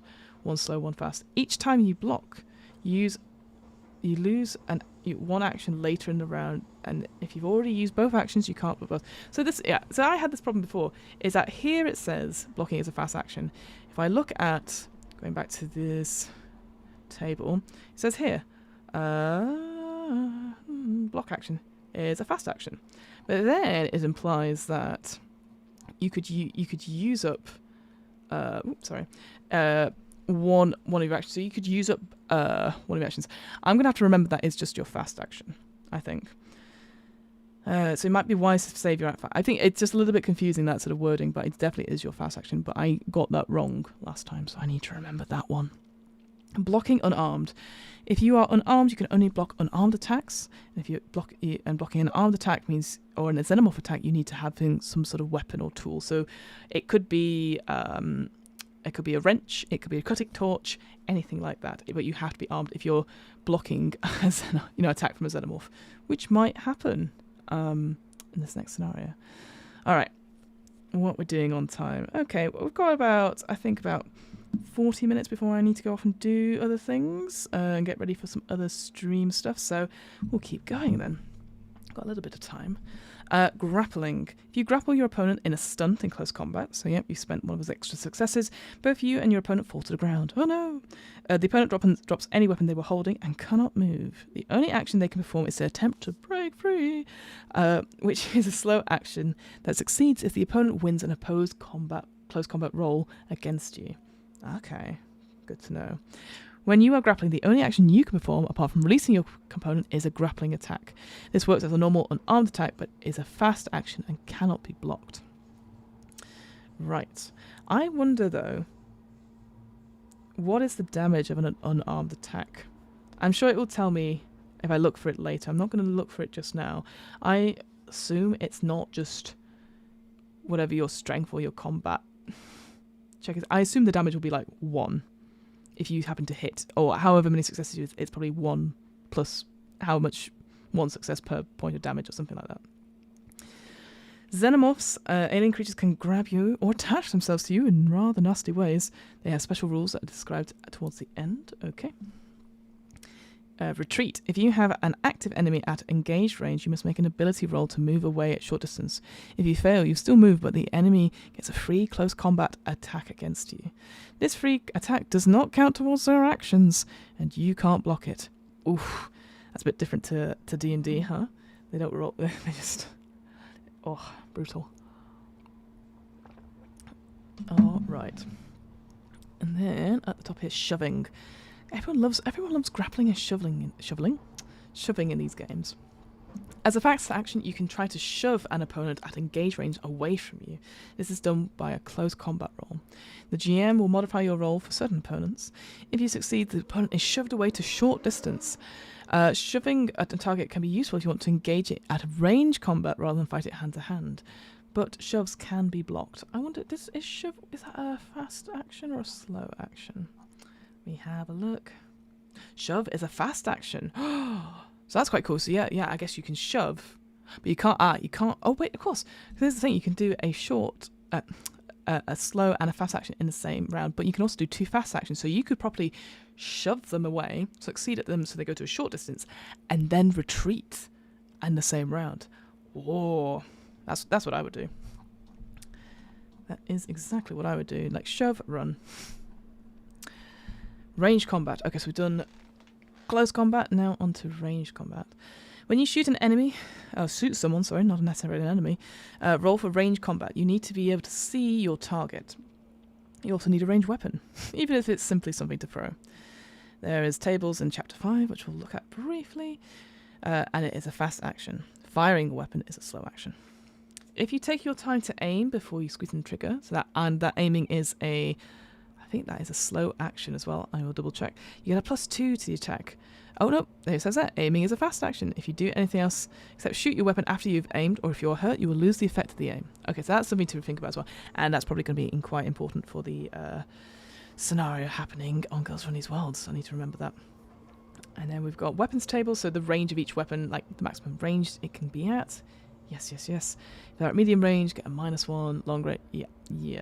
They also, at engaged range, you get a -3, because it's hard to draw a bead on an opponent that close. So it seems that, I guess depending on the weapon, short range is probably the best place you want to shoot at them. Firing at a large target, such as a vehicle, gives a +2 modification to attack. Firing at a small object, such as a small hatch, a handheld item, or a chestburster, Ooh, it gives a -2. Ah, chestburster. So I didn't remember that from last time. Okay, so a -2 modification for smaller aliens. I'll remember that next time. Okay, here we go. Yes. So again, I wish these tables were printed out as a little reference card or a little reference sheet, just so that I would have it. But again, I know the reference page that I've got will help me out in that. So that's that I've got. So I will be all right in that. So if I manage to hit with a ranged weapon, it inflicts damage equal to the target's rating on the opponent. So before, if I look at, honestly, I put down there. There we go. I was going to say, where have I put my gun? So yeah, the damage would be 1 on this case.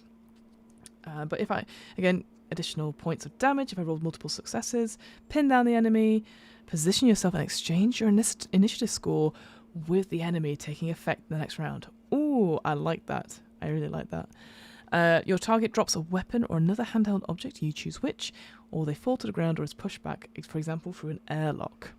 Very cool. Like that a lot. Okay. Sorry, combat and these sort of rules do get to me a little bit, but this is very important for this scenario coming up. Weapons listed as fully automatic can fire long range of auto-fire bullets. This counts as a normal range weapon attack, but there's a few differences. So you get +2 on the roll. However, your stress level will immediately increase by 1 and add the stress die for the first auto burst. You can distribute any additional successes for your roll beyond the first to secondary targets within short range of the primary targets. The first success assigned to the secondary target inflicts damage equal to the damage rating of the weapon. Sure. Oh, and further successes to target can be used for stunts. Right. So yes, I understand what it means. So if you had let's say you had two chest bursters and you managed to, for whatever reason, be very successful on that one, you have lots of successes, and it's, say, the damage is 3. If you hit the first one, you give them 3 damage, and obviously armor stuff will sort that out, and then you move to the second one, they're not going to get an additional, 1 or 2, they'll get 3 on that front as well. That first one. That's pretty good. I think that's right. Let me see. An additional point of damage. Yes, so it's that weapon damage, that initial weapon damage, say it's 3, and then if I put more successes on it, it will just be additional 1, 2, and 3 on top of that. 1 point for each success. I got there eventually, so my brain was like little gears turning. Cover. So when bullets start flying, you'll do well to seek cover behind something sturdy. Unlike blocking in close combat, you'll need to find cover before someone shoots at you. Taking cover behind something in the same zone as you is a fast action. Cover has an armor rating and works just like armor. See the table to the right, which is here.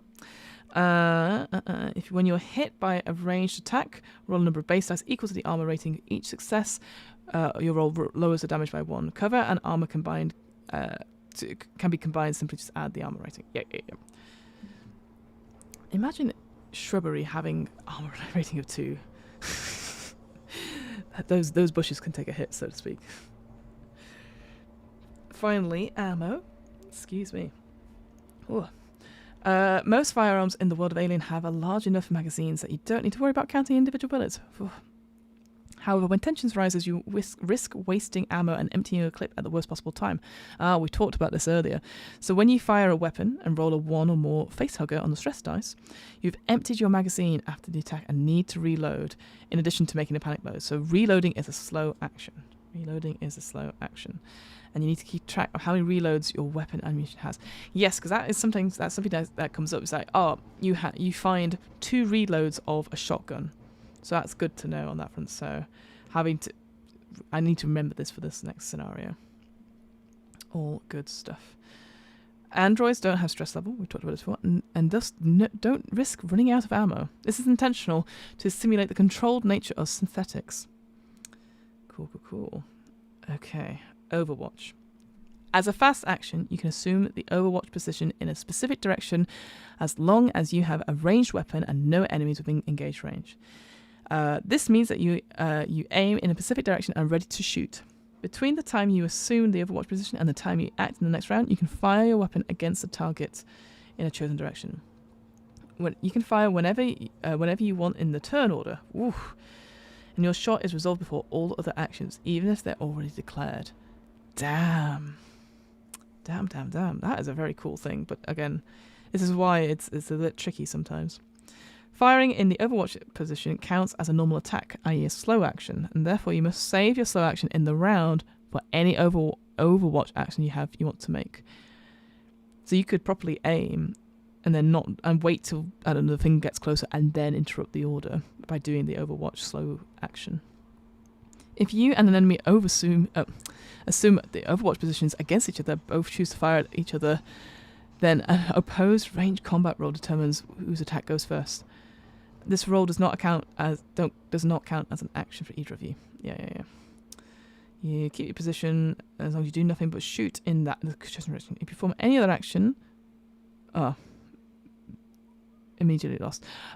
It's immediately lost in either of these occur. If you're attacked in close combat, or if you suffer damage. Do nothing but shoot. If you perform any other action. Okay, so maybe you can't use your fast action. I would assume you could use your fast action to aim. I don't know. Alright, we're getting on to damage. So we've talked about this health score is equal to your strength. Yep. Armor. So this is important. To protect yourself from harm, you can wear armor. The effectiveness of a piece of armor is represented by its armor rating. Weirdly, you can only wear one suit of armor at one time. When you take damage from an attack, roll that number of base dice equal to the armor rating. Each success lowers the damage by 1 whole.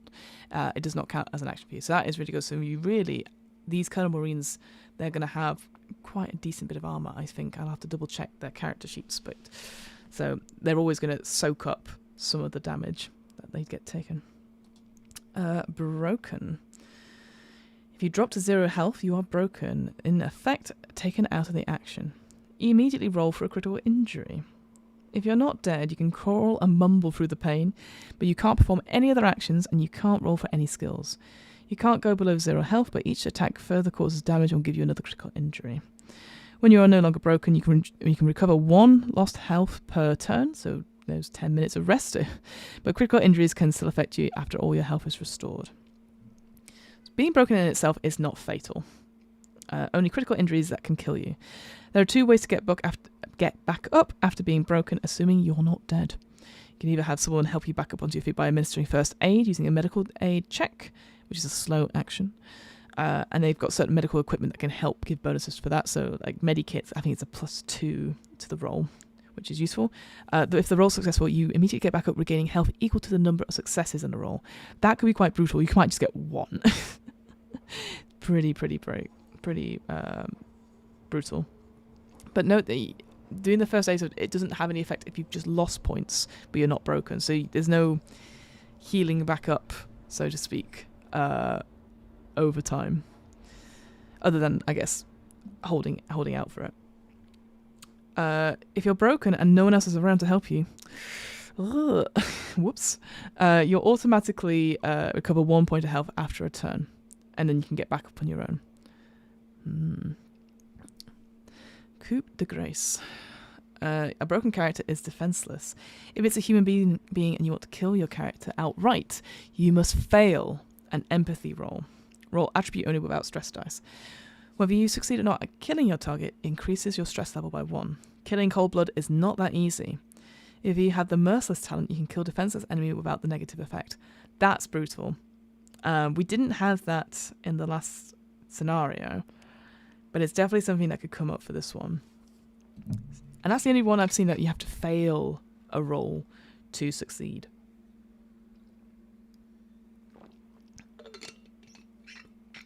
Critical injuries. They represent much more than a much more dangerous form of injury. They can maim or even kill you. When you are knocked down to 0 health, roll a 66 on a critical injury table in the next page. Let's have a quick look at that. And this is what I was talking about right at the beginning of the stream. Some of these things are very brutal, so be prepared. Also tiny writing. Also wish this was a separate sheet as well. So you can go from 11 just being winded, which is like, whew, thank God, all the way down to impaled thigh, crotch hit, which is quite fun. Gouged eye, pierced, punctured lung, all the way up to. So I think going, because there's a little column here that says fatal. Anything from 44 onwards is fatal. To the point where I think it's here, like you die instantly. I think that is 63 to 66, as you die instantly. What's interesting here, which is not explained, but I believe is the case, is that if, for example, you got this injury of 52, arm artery cut, the time limit is one turn before you're going to have to start rolling for death saves, I believe. There's these little minuses, -1s and -2s. That is the check. If people are trying to do a medical aid check on you, they have to take that dice out. That's the modification of that check, which is pretty brutal. Then you have the effects of it, what happens when you've got that injury, and then the healing time. How long does it take for you to recover from those things? So yeah, the ruptured aorta, that's pretty brutal for 62. You have one round to make sure that somebody saves you, and they'll have a -2 to their roll. If they manage to during that time, you have a -2 to stamina, because obviously your heart is just going. But then it takes 3d6 days to recover fully from it. So they're very brutal, these. And you could have a lot of fun describing them if you're that sort of person. Death. If you suffer a critical injury listed as fatal, you must make a death roll when the listed time runs out. So that's the 43 and upwards one. Death roll is a stamina, and you can't push the roll, and you're not allowed to roll any stress dice. Oh, I didn't realise you couldn't roll any stress dice for that, so that's good to know.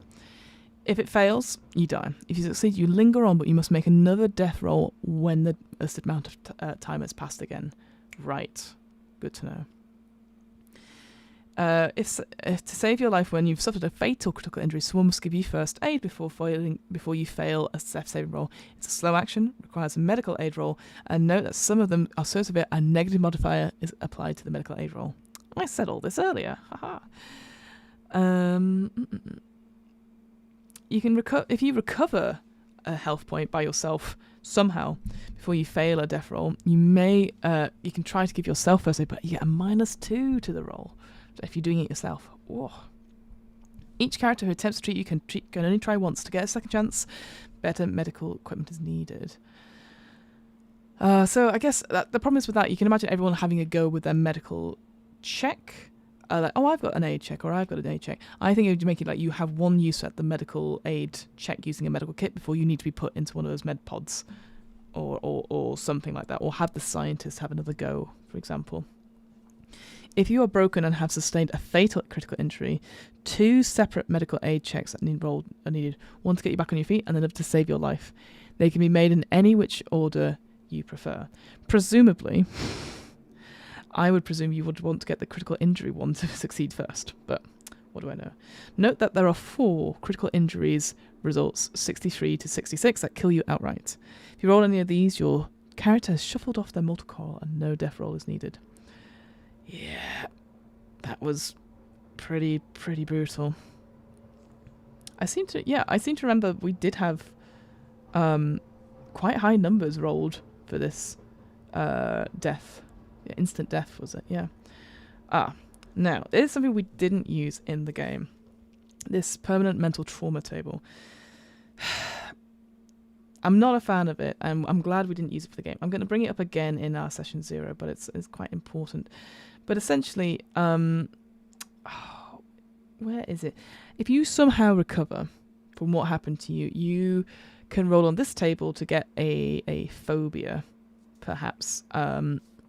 So something that, how do you cope with coming back from almost dying?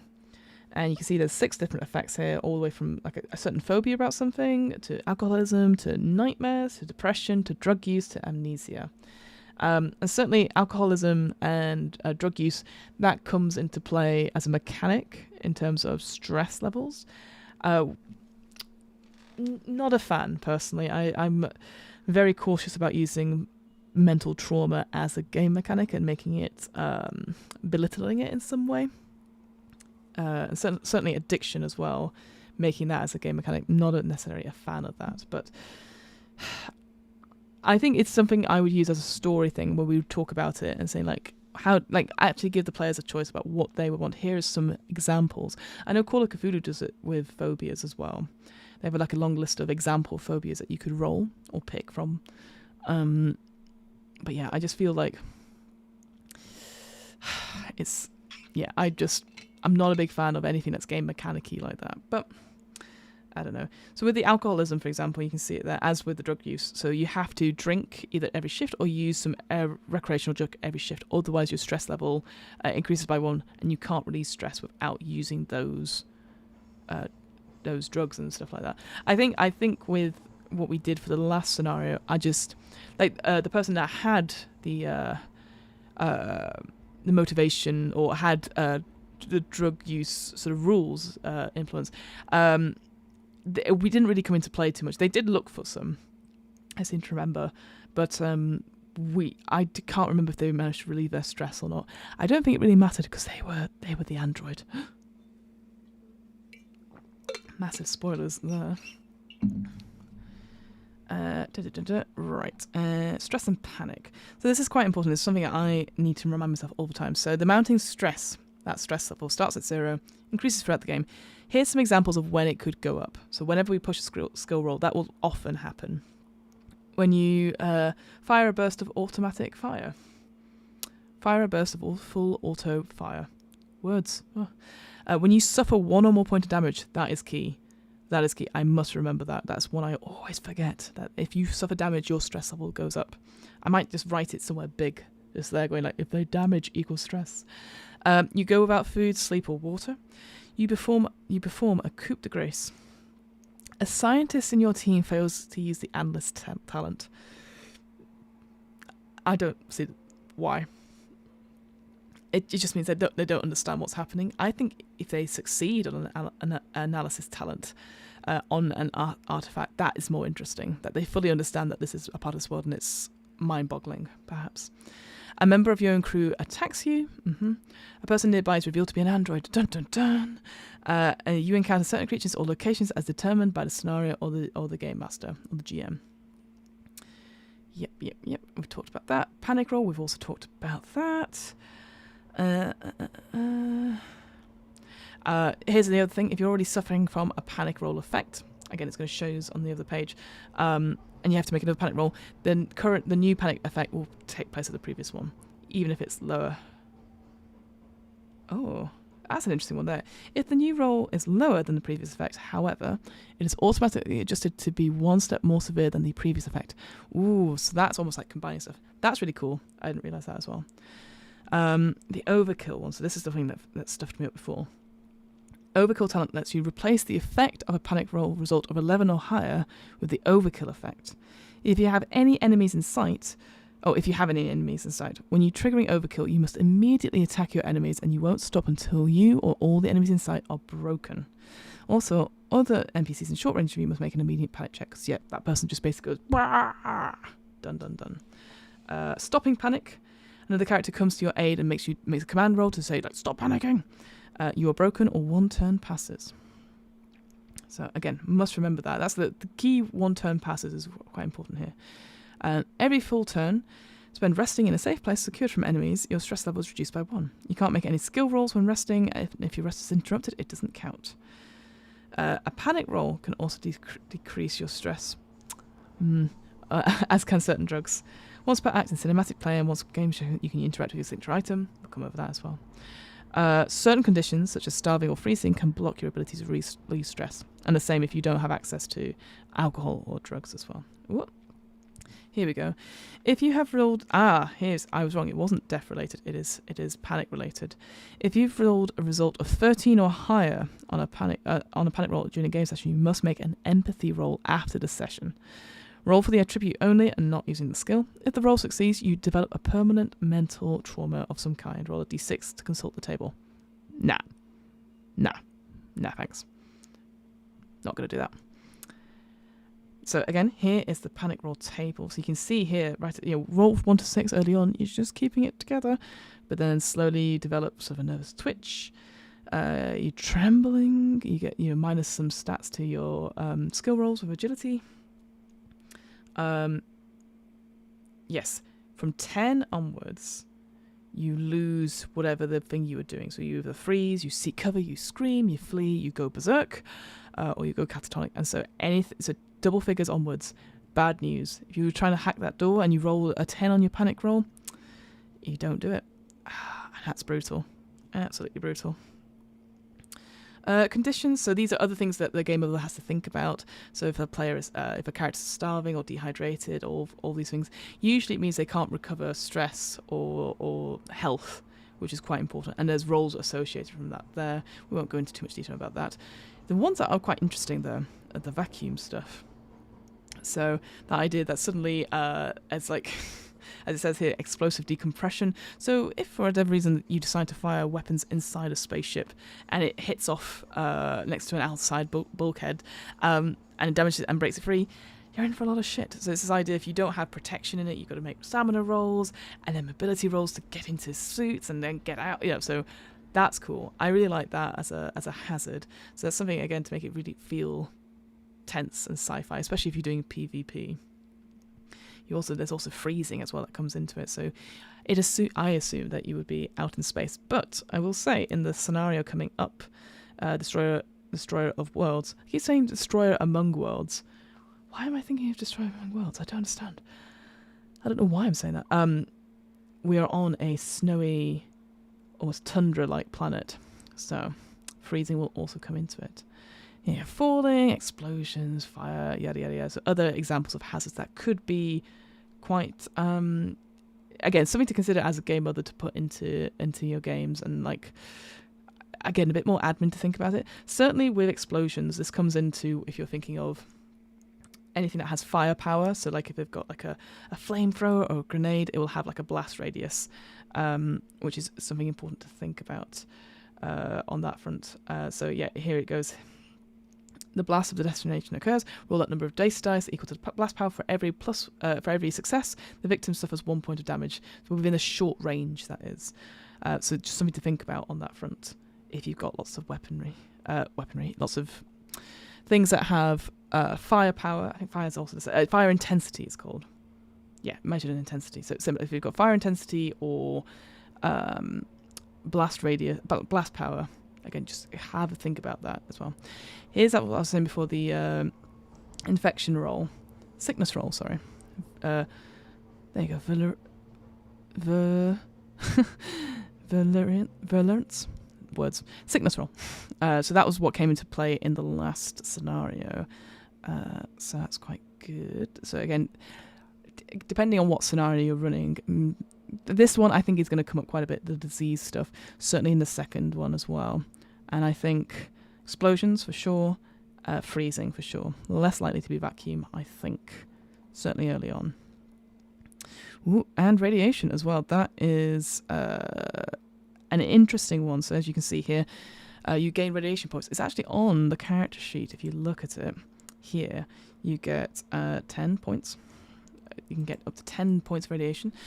Every time you gain a radiation, you must roll a number of dice equal to your current total accumulated rads. For every success, you take 1 point of damage. If you're broken by radiation damage, you must make a death roll each time you gain another rad until you remove from the radiation hotspot. As long as you remain inside the hotspot, you cannot recover health. So with that, it is definitely a case-by-case scenario. That is also going to come up in that scenario, I just realised now. So but not straight away, so I've got a little bit of time. There is a risk that radiation will permanently stay in your body. Every time you're about to heal a rad, roll a stress dice. If it shows a 1 or a facehugger, it's not healed but instead becomes permanent. Mark this by filling in the rad box fully on your character sheet. Permanent radiation can never be healed. Ooh. Okay. It's pretty bad. Drowning, suffocation, yep. Now, here's something I wanted to do before we almost probably end the session, because I know we've got gear after this, but we're not too fussed about that, is synthetic. So yes, as we sort of said, you could play a synthetic, you could play an android as a character. As it says here, some are open about their artificial nature, others pose as humans. In combat, they act like humans, and they roll skill rolls normally, but there are several differences. As we said before, they have generally higher attribute scores, so higher strength, higher dexterity. They cannot push rolls. They cannot suffer damage, and therefore they don't have stress level, and they never make panic rolls. So it's actually quite easy, maybe a little bit more easier than playing humans. But if they're damaged, if they're broken, they roll on this critical injury table, which is very small, but they can until they suffer a system shutdown, they can continue operating, only suffering the effects of the critical injury. This makes androids very hard to stop. Each attack inflicts further damage on a broken android will inflict another critical injury. If you suffer the same one, just shift it one step down. So you can see here, like,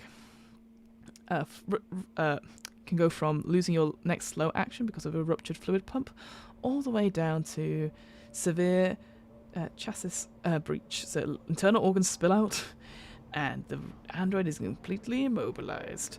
So very much Ash from Alien there. And then system shutdown.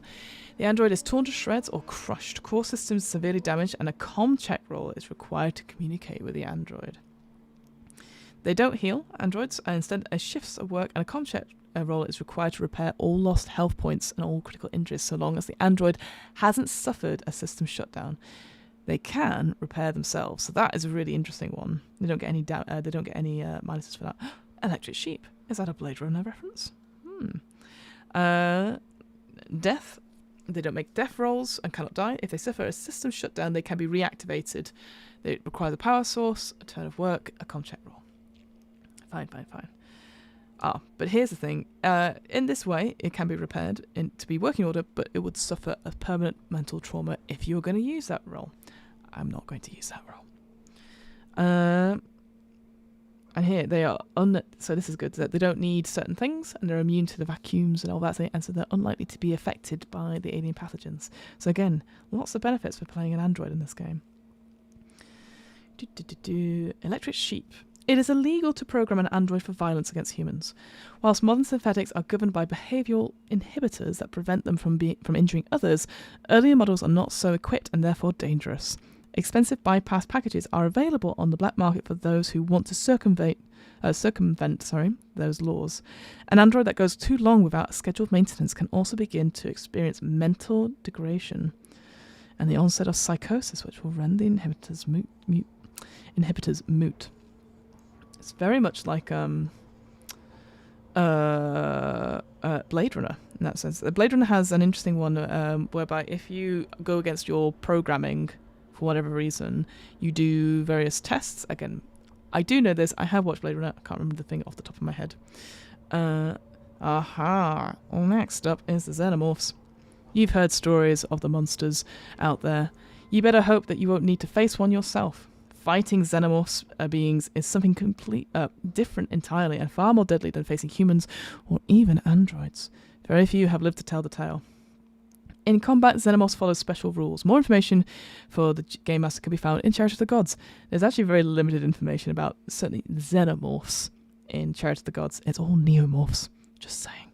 But I guess Xenomorphs is a big umbrella term over it. Here's the key thing that I need you to remember. Some Xenomorphs get to act twice or even 3 times during a round. They draw a number of initiative cards equal to their speed rating.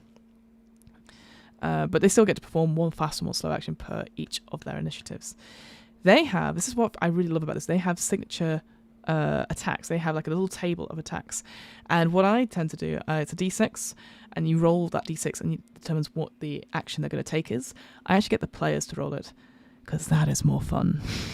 They get to choose their own demise, and it means less rolling for me, because as a game of that, I actually hate rolling dice. I find it really, really hard going. They also have their own special critical injury table as well, so they're not broken the same way that a human player is. They have armor. Their armor's really big. It's quite a lot. But I roll very poorly. I will say that I roll incredibly poorly.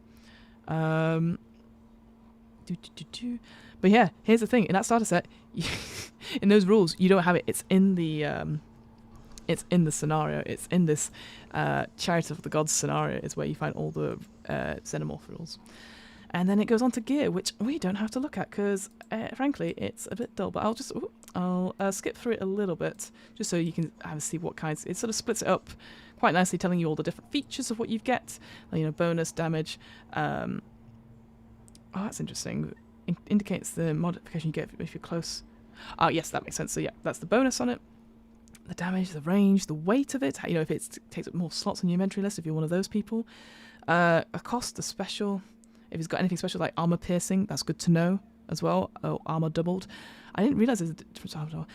Is it me or is that text? Oh, it's just because I guess it's the way I've zoomed in around. I thought the text was all different sizes then. So anyway, yep.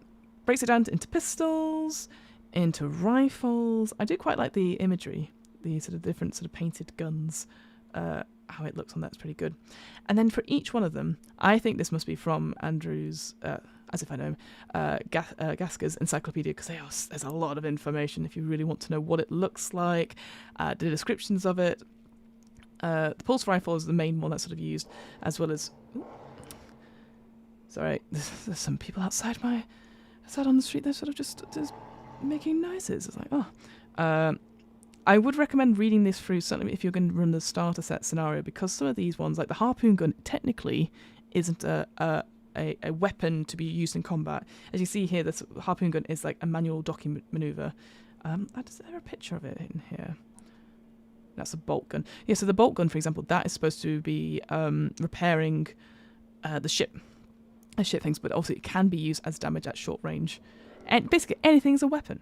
Anything's a weapon. Anything's a weapon.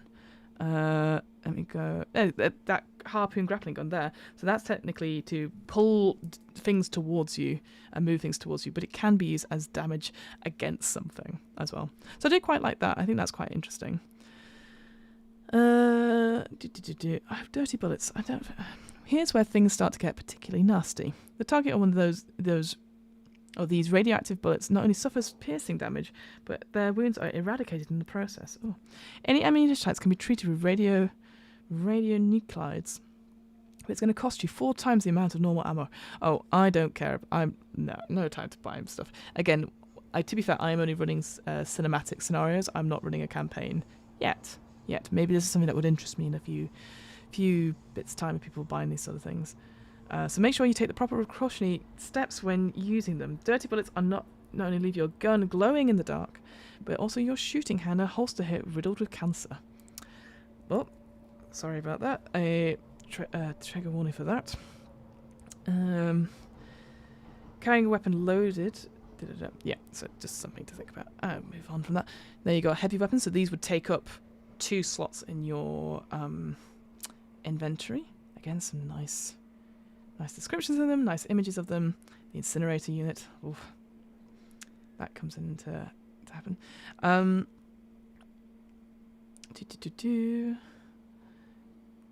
then it goes on to suits and armor. And it tells you, some of these suits don't have air supplies, some of them do have air supplies. And I do quite like some of the descriptions of them. Like it tells you what else, for example, this personal M3 personnel armor, it has like a built-in comm unit, personal data transmitter, all that sort of thing. I quite like that. Again, it looks like that image, I think, earlier on, that sort of the fishbowl type one, which is quite cool. Yeah, clamshell greaves. Oh, great descriptions of stuff. And then, of course, the power loader, the Caterpillar P5000 power work loader. Sorry, words, not much. Oh, there's an image of it. Easy enough. And you got other equipment as well. Again, I'm not going to go too much into it, like data storage and stuff like that. I don't know. Again, is this something that you're putting together? It's not relevant in the quick start scenario, but I guess if you're trying to build your own stuff, it's interesting. What else could you buy? What else you could do? I'd say in the core rulebook as well, you can make your own space station and stuff like that. So maybe as a game other trying to develop that sort of thing is something of interest to you. But for me, I'm very boring. I like quick start stuff that you can just take up and go. So there is a lot here for game others to be inspired by. The one thing I would say, make a note of all the weapons you have in the scenario that might be given out or might be used, and have it like what they're used for. So you see here the bolt gun. We had it earlier as a weapon, and now here it is as a tool. And it's cool. So when it's used as a tool, it gets a +2 modification to any heavy machinery rolls. That's great, but that's not mentioned in the previous entry. And so I find that really difficult. So if you're like me searching through like text, and you come up with different entries, the entries might not match up. So just be aware of that. So, and the same with the mechanical cutting tool as well, because that is a really cool weapon, but it also requires, if you're using it as a heavy machine roll, +2 to those heavy machine rolls, which is great, but it also has a power supply roll. So again, having to remember you have to do the power supply roll for that as well. Yeah, just something there. Medical supplies as well. Ooh, pharmaceuticals, because of course it's a game about drugs and alcohol. Excuse me. And some examples there. Nice picture. Some food and drink. And then the index. There you go. Whoa, look at that. We managed to do it. So, overall, my thoughts. I mean, I've run this game. I'm running it again from next week onwards. I feel a lot confident after running it. I will say I was so nervous the first time I ran it, and I felt that I got a lot of stuff wrong. But that base mechanic of skill plus attribute plus stress level, any 6s equals a success, but a 1 on the stress die equals panicking. Simple, straightforward, and I like the stress mechanic. I really enjoyed that. I think the critical injuries table is really fun as well. It's a little bit like Warhammer Fantasy Roleplay in that respect. But there are little things that you can tell, there's little details and stuff that I still have not got my head around, and trying to make sure I don't forget about it, because certainly the cinematic scenarios, they are, if you've watched any of the Alien films, so like Alien is basically, the storyline from that is what is in the starter set. It is that chariot of the gods. Aliens with the Colonel. Oh God, my voice is already going. The Space Marines. The Marines in that is Aliens 2. That storyline it's pretty similar. And also, slight spoilers, it's a little bit like Alien Covenant as well. And then finally, Heart of Darkness, which is like the final one they've published just now. And this sort of arc they've done, it's called the Draconis 26 strain arc. That one, Heart of Darkness, is based on Alien 3, this idea of a penal colony. Which again, if you were running that, which hopefully, I'll be able to run that soon, you had to have that session 1, because of certain other things in that. But you do get to play a cat. I'll be interested to know how a campaign would actually work for this system. Seems that cinematic play is pretty optimum. Yeah, I agree. Obviously, I think we're both, Darcy, if you're out there, I think it's interesting because I think we have been spoiled. We've gone through a cinematic scenario. What I will say is that the Colonel Marines book, is developed primarily for a Colonel Marines campaign. Campaign mode, essentially. It has 10 missions in it, which can be played in any order, but there is like a storyline throughout. It's actually really interesting. I'm sure you've already got a copy of it. But yeah, I think with that one, because obviously there's a lot of detail about like how do you come up with a unit, what are the people's different ranks, and how do they interact? You know, what if one of them dies? Do you replace it with an NPC, or do you get another person in? All that sort of thing. So if you wanted to play a Colonel Marines specific campaign, that'll be the book for you. Whereas the Building Better Worlds, I believe that is Frontier Colonists campaign. So that makes sense that would be based on that. And that one will be really interesting. I think from my memory of looking through the Colonel Marines one, it was lots of visiting planets that haven't been explored, no real colonies, etc. One of the missions is called Operation Dreamcatcher. They're all called Operation something. Operation Dreamcatcher, which is a relay station which is used to broadcast messages, and it gets shut down, and then people take it over, and they do something silly by capturing a what they're called, they're not called a preteen, what they're called, a naive? No. A young, basically a immature, that's the word, immature alien queen. And they stick electrodes on her head, and they use her nightmares to affect every colony within 2 parsecs around the relay station. It's a very good scenario. I really like it. Nice and short, and the maps for that are very short as well. So I don't know what the Building Better Worlds will be like, actually. I don't know whether it's going to be, maybe it's on the same colony, and things happen and they build up from there. Because that's the difference between, like, when you think of like, if we use the old example of D&D, right? D&D is like, oh, explore these other planes, look at this, and where then you have, oh, but Waterdeep Dragon Heist, it's all within the city and all the stuff you can do there. So both those books, the Colonel Maureen's Manual and the Building Better Worlds, very, very different in terms of what you can do, I think. That's what I think anyway. Marine's campaign could be good. Lots of scope for uncovering dirty corporate secrets and encountering new life forms. Well, exactly. I think, again, from my brief look at it, because it is quite a hefty book, not only does it have those corporate things, and people like enemies turning up at you, you definitely face, from what I remember, the same couple of head honchos, so to speak. There's a cult of the aliens, which is run by, one of them is an android, one of them isn't, and it's about freeing the various queens that are around and stuff like that. So that's an interesting storyline to take as well. So yeah, it's a really interesting one, but I don't know if I would run it. I don't think I'm a fan enough of Alien to run something like that. Like, I love running scenarios, but I think that's more me as a game mother, right? I think it's because I'm very much like, I can focus on 6 to 8 sessions of Alien, and now I must leave. I've made mistakes, but no one can know about them. But yeah, I think overall this system is a really solid system. I love the stress mechanic. I love how it makes you think about something. I think it's really solid. The only things I don't like about it, I think that comes from my own style as a GM, and it's me just getting used to it as well. I love the power supply stuff of like air and consumables of like your motion tracker goes dead, because it gets very tense. And I think that's the thing, as a GM, as a game mother, one bit of advice I'd say before sort of ending the stream is that you definitely should lean into, like, I mean, it talks about it anyway, those themes of sci-fi, body horror, but horror in general, whether it's tensions between you and your party or things happening bigger than you, but also that sense of wonder we were talking about earlier, that these creatures are horrible, they're just they're otherworldly, but they're incredible. So yeah, all those interesting things on that front.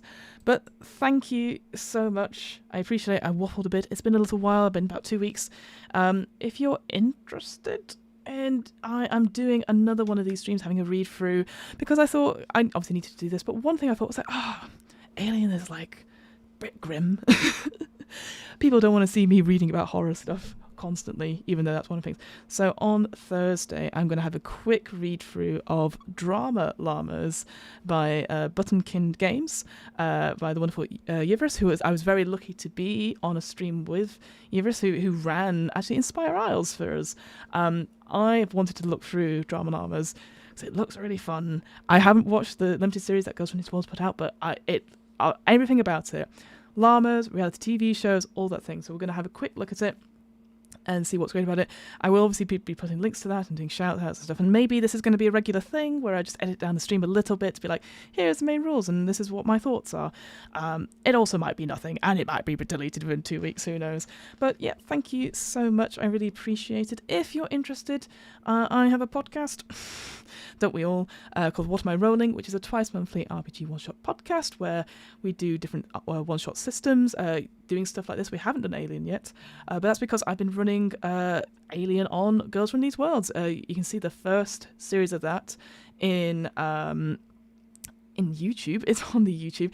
There's a playlist of it all. It is the Chariot of the Gods. We ran through that for the 8 sessions. But starting next week, we've got the Destroyer of Worlds. So that's going to be the second scenario in this ongoing arc, and it's really, really good. I'm excited, but also incredibly tense about it. It's going to be wonderful, so please check that out. Obviously, check out Girls Run These Worlds. On Twitch is where it's going to be shown, live streamed, and then it will be out on the VODs as well. I also have a Discord. I should really put a link to it. Oh, hello, Hatchling. Hope you're okay. I think from you, because you were saying at the beginning of the stream, you were talking about like how do you make it sort of family friendly. Well, again, horror is each to their own, but I don't know. Again, is that session 0 and stuff, but I wonder if you could run Alien to an extent for a younger group of children. That maybe it has to be more like Stranger Things-esque, or like things, Tales from the Loop, that sort of aspect of it. But I think the core system of it, I think anyone can do it. I think it's an interesting one on that front, but you just have to definitely tweak some of those consequences on that front. So I hope you gain something out of it. I agree. I don't know how you would actually make it, because I definitely, what's in my mind is definitely not family friendly or appropriate. I'll actually just end up by talking about actually what happened in the final for the UK Games Expo thing. I did talk about it before, but I'll talk about it now. So that actually, how do I start? So I got told that I was running the final of the UK Games Expo Alien Tournament, and it was super fun. I was really excited, but I got told I was doing a brand new, never before seen scenario. And anyone that knows me is that I'm not very good at doing my own scenarios. I get like, oh, is this interesting? Is this fun enough? So I was like, okay. So the reason I know so much about the Colonel Marine's book is because I read through it, and I was like, Operation Dreamcatcher. That sounds like an interesting scenario. I'll run that instead. No one will have run that or played through that. I then discovered several things within a short space of time. Not only was it one of the first games that was run at the in the UK Games Expo, the sort of RPG system, it was 9 o'clock on Friday. I saw somebody was running that game, and I was like, okay, that's fine, but they're not going to be in the Alien Tournament. All the players that were in that game were in a game that I was running of Brindlewood Bay.